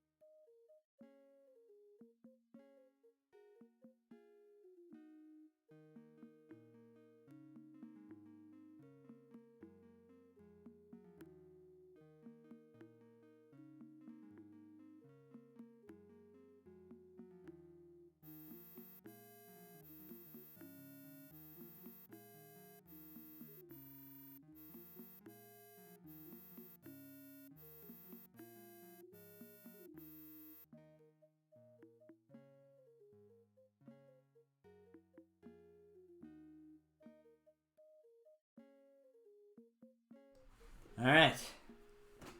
Here we are. Getting low on time today. On account of In Canada, it's Thanksgiving today. We don't do Thanksgiving in November. We do it in October. That's why I'm doing this. I'm streaming earlier than I normally would. Alright. Boom. Just gonna get down to some courting. Good day to thee too. Alright. That feels good.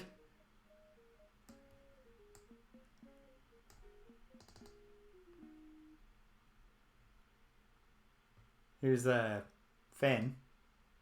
You're Fen, right? His name is Fen. You know about this thief? Be wary, for there is a thief in this town. Silver Serpent venom was stolen? Yeah. Good fortune to thee, my lord. Alright. Oh, cool. Little walking bridge.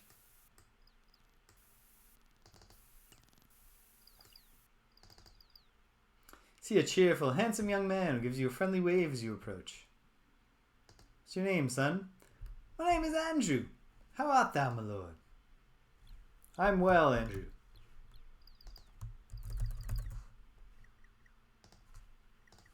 What do you do?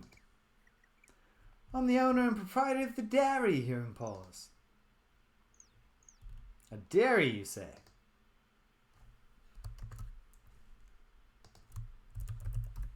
I don't know the word for a man who runs a dairy, so I'm going to record him as a dairyman.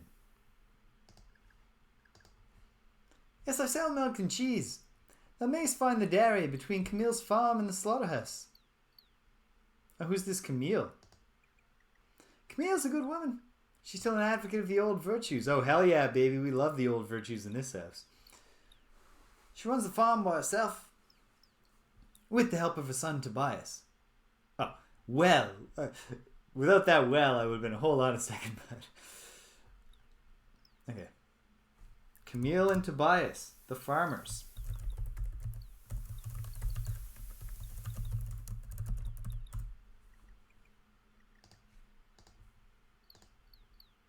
Alright. Wow, lots of questions asked. Tell me about your town. Of course, everyone is up in arms about this business concerning the missing venom. Yeah, people love their venom. You got any lead on the thief? Be wary for there's a friggin' thief. I'm trying to investigate. No one will... Alright. Slaughterhouse is run by Morphin the merchant. He's always busy, coming and going at all hours. Sometimes carrying things. What do you think of Morphin? He bought the slaughterhouse a few years ago, soon after he joined the fellowship. I knew the previous owner. Oh yeah? What made him want to cash out? I was just a lad when I first saw the old slaughterhouse. The old man who owned it even showed me the storeroom in there once. The door to it is locked. I think Morphin has the key somewhere in his house.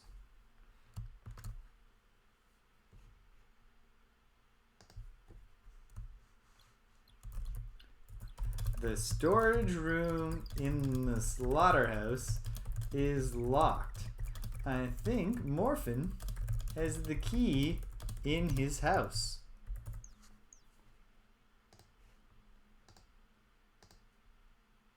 Ho ho ho. What of this venom? Could be hidden anywhere. All the trade that occurs in this town, it would be easy to hide. I do not know much else about the substance. Perhaps Morphin himself would know what kind of effects it might produce. Yeah, he told me they were widely known. So you like milk? Gallon will cost you 3 gold. Are that interested in buying some? Not today, thank you. Perhaps next time, my lord. I'm not going to get your hopes up about the cheese. What do you think of Tobias? Rather defensive young lad. I cannot say that I know that much about him. That's the new adjective for people in Trinsic are defensive. This Tobias, he's a defensive lad. Sounds like he's saying he's guarded. Hope I was of some assistance to thee, my lord. Heck yeah, Mr. Dairyman. You've given me a lead on well, just something. Just trust me. We don't need to talk about what I might do with the information you might give me. Might have the information you just gave me. Okay. This is a slaughterhouse.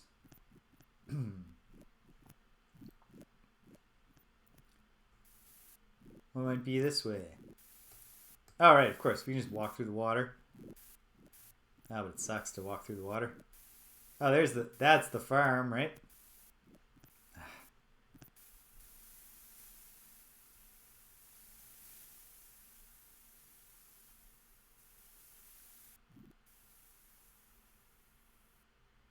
They're not in the fields. They're not out in the fields fighting for the meals, getting their backs into the living.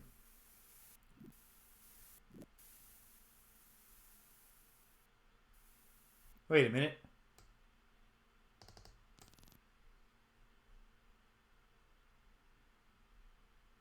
Now I'm confused.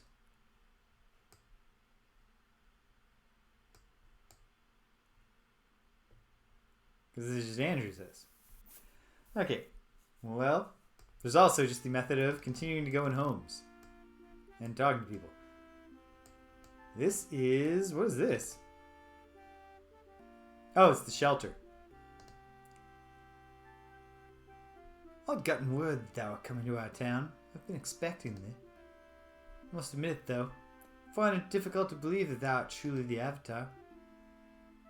Oh, yeah. Well, I didn't ask you to believe me. I don't give a shit what you think. What's your name, son? Faradwin. Ah, yes.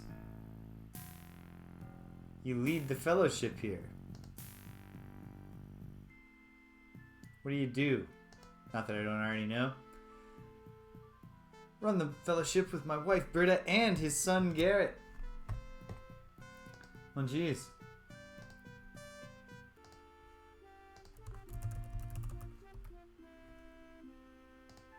Okay. And, tell me about the fellowship. Would you like to join? No, I don't need to.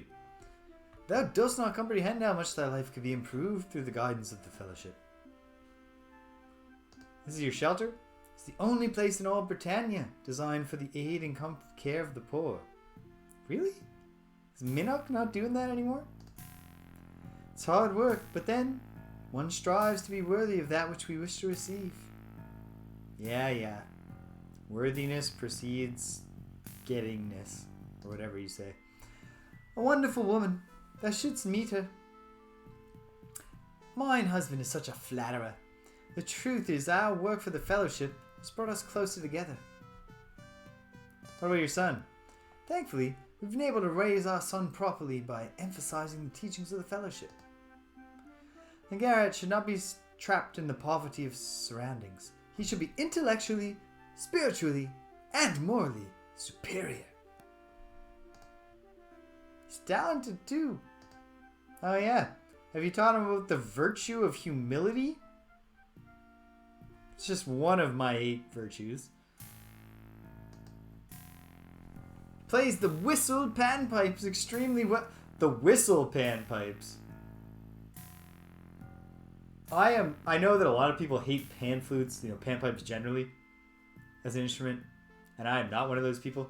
I can enjoy a nice panpipe song. But the whistle panpipes sound like the worst instrument ever invented. Like, I want to just find this kid and break his fingers right now so he can never play me a song on his pan whistle. He could probably attend the music hall in Britain when he's older. You hear him pause. As is a small town with few privileges and little privacy, our family has come to know everyone in Paws quite well. So someone that I wish to hear about. I'm well acquainted with these people. Sure, tell me about the merchants. They would speak Morphin, Andrew, Thurston, Beverly. Yep, I've met them. Oh, I didn't write down that Beverly is the shopkeeper.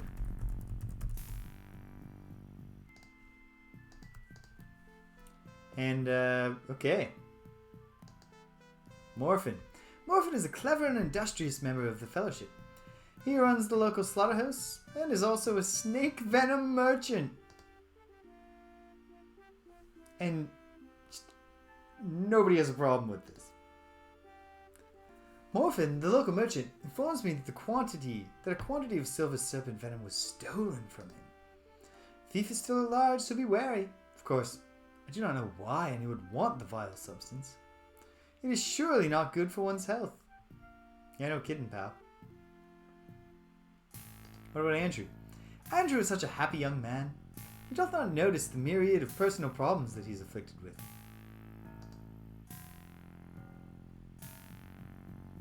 Oh yeah, like what? Right. How about Thurston? Thurston owns the mill. He could do better if he ran his business with more of an eye toward profit. What about Beverly? She's a nearly blind elderly woman who runs the antique shop on the east side of the river. Alright, what about the farmers? That would be Camille and her son Tobias. And Camille? She's a sad woman, a widow. She's living in the past. It's a pity, really. Fortunately, her husband left her the farm, which does happen to turn a profit. You love profit. And they probably love their prophet, Batlin of Britain. What about Tobias? Local rascal. I normally would not allow Garrett to associate with such a troublemaker. But the fellowship has taught me to be a tolerant parent. Besides, associating with my son might do the lad some good, who knows? People who live here. Our residents include Alina and her child, and Marek. Who is Alina? Her husband is currently in Britain somewhere. I do not know the details. She has a small child.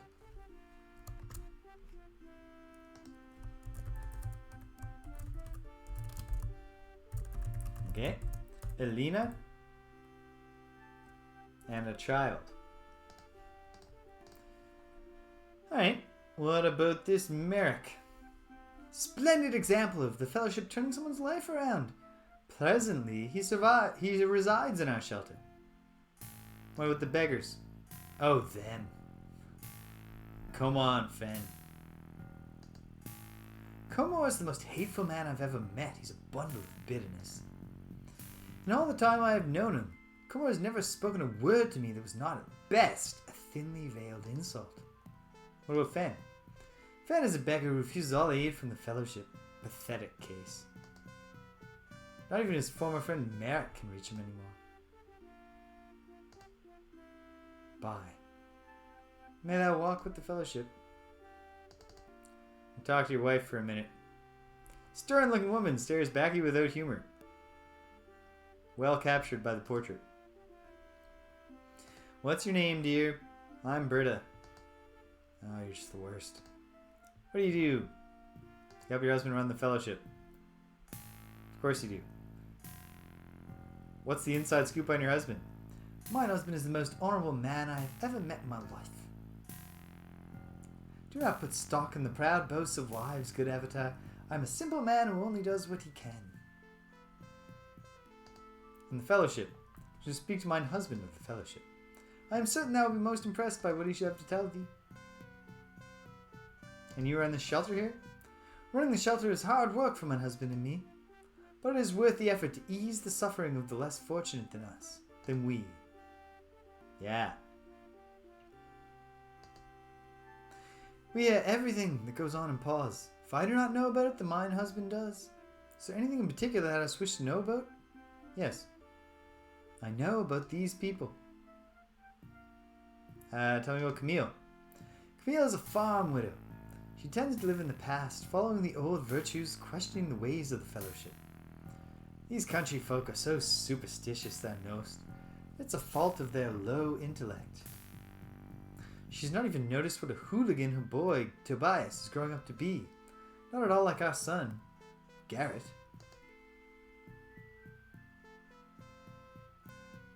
What about Tobias? Simply wretched little urchin. Always sulking. But then, one must realize he has no father to discipline him properly.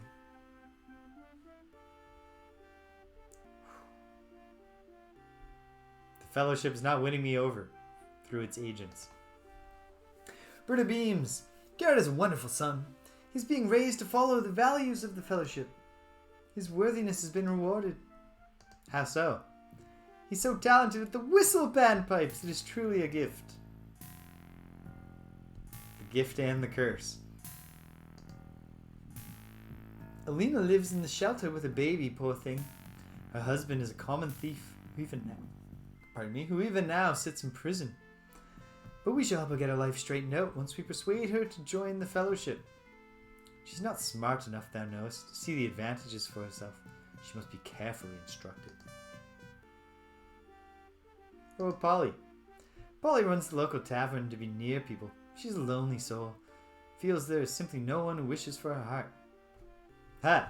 You say you know everything about these people, but I know more than you about Polly. Because that's not true anymore. I saved the day.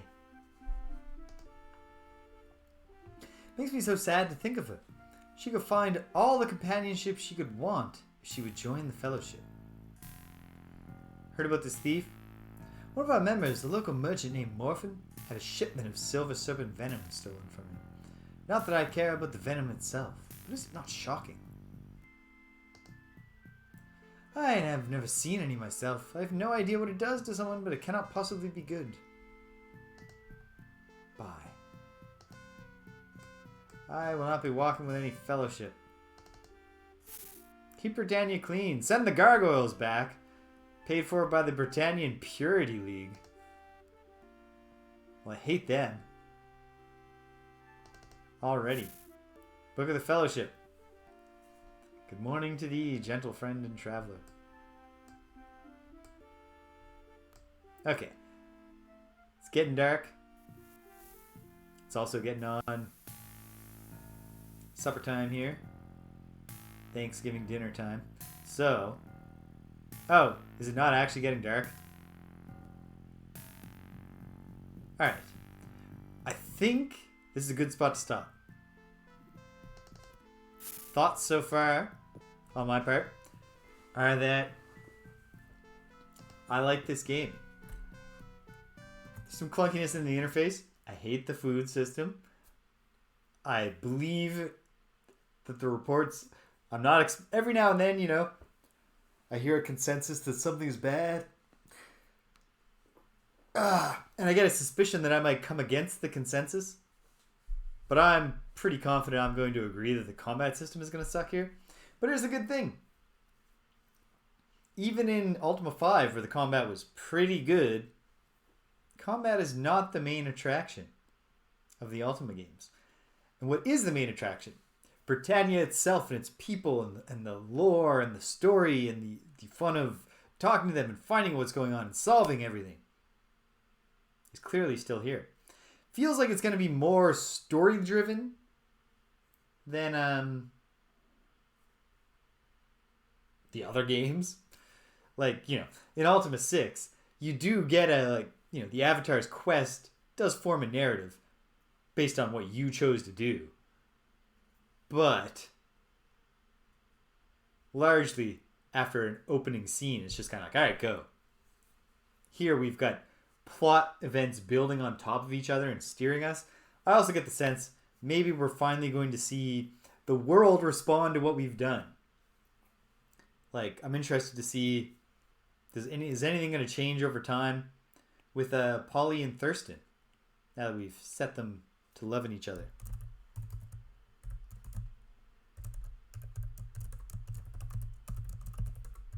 Make a note to myself what we're doing next time. Hopefully, actually, you know what? It's not en route to Trinsic. For one thing, that's just an error. I should have said Britain. But pause.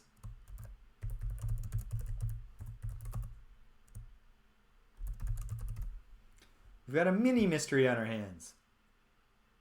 Quite possibly, Morphin has not been robbed at all. But I guess we'll find out.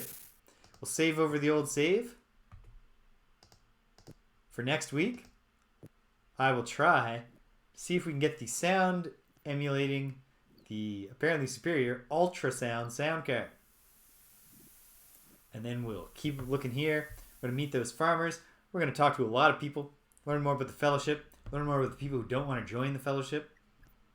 Chat with Camille about how much we love the old virtues. There's so much to be done. And this is just the opening steps. We're going to be playing this a long time, I bet. Alright, so What else is on the agenda? Tuesday evening, assuming the schedules work out. Cedric, you did just catch the tail end today, but actually, before I go through the whole week, I should say, going forwards, folks, this will actually be my start time. This is my regular Sunday start time. I had to start earlier today because it's Canadian Thanksgiving. I got to have dinner. But normally, I'll be starting right now and going later than this. So, hello and goodbye, Cedric. Hello, I must be going. Tuesday evening, if the stars align, my buddy Greg will be here. And we're going to be playing some more Downtown Neketsu Special, historical period drama, the lesser-known sequel to River City Ransom. We will, on Wednesday, I will be either finally beating Chrono Cross or finally getting really close to the end because, oh my god, the semester's picking up. I need fewer streams in my life right now. But I got to see it through to the end. Friday, if the stars align, I don't know if they will. Friday Night Forgotten Circles. Me and my friends play Gloomhaven, the board game. As far as I know, the only stream that ever appears in the Gloomhaven category that isn't someone just playing the video game version. So if you want to see cameras pointed at a board game while me and my friends razz each other, check that out. Next Saturday, I'm going to do some more Lolo. Adventures of Lolo. I'm just going through that NES trilogy of excellent puzzle games. That won't take long, and then there'll be something new on Saturday. And then Sunday, we're right back here in Britannia. We got to find out exactly how... Obviously, this fellowship is bad news. Quite possibly connected to this guardian. Because the play really kind of underlined that possibility. But I don't know exactly what the relationship is, or exactly why they're bad, or exactly who the guardian is, or why he's bad. There's a lot to learn. We haven't even said hi to Lord British yet. Very exciting. I'm looking forward to it. I hope you are too. Till the next time, the moon gates have dropped us all at the exact same latitude and longitude on the map of Britannia. Take care of yourselves and be kind to everyone you meet.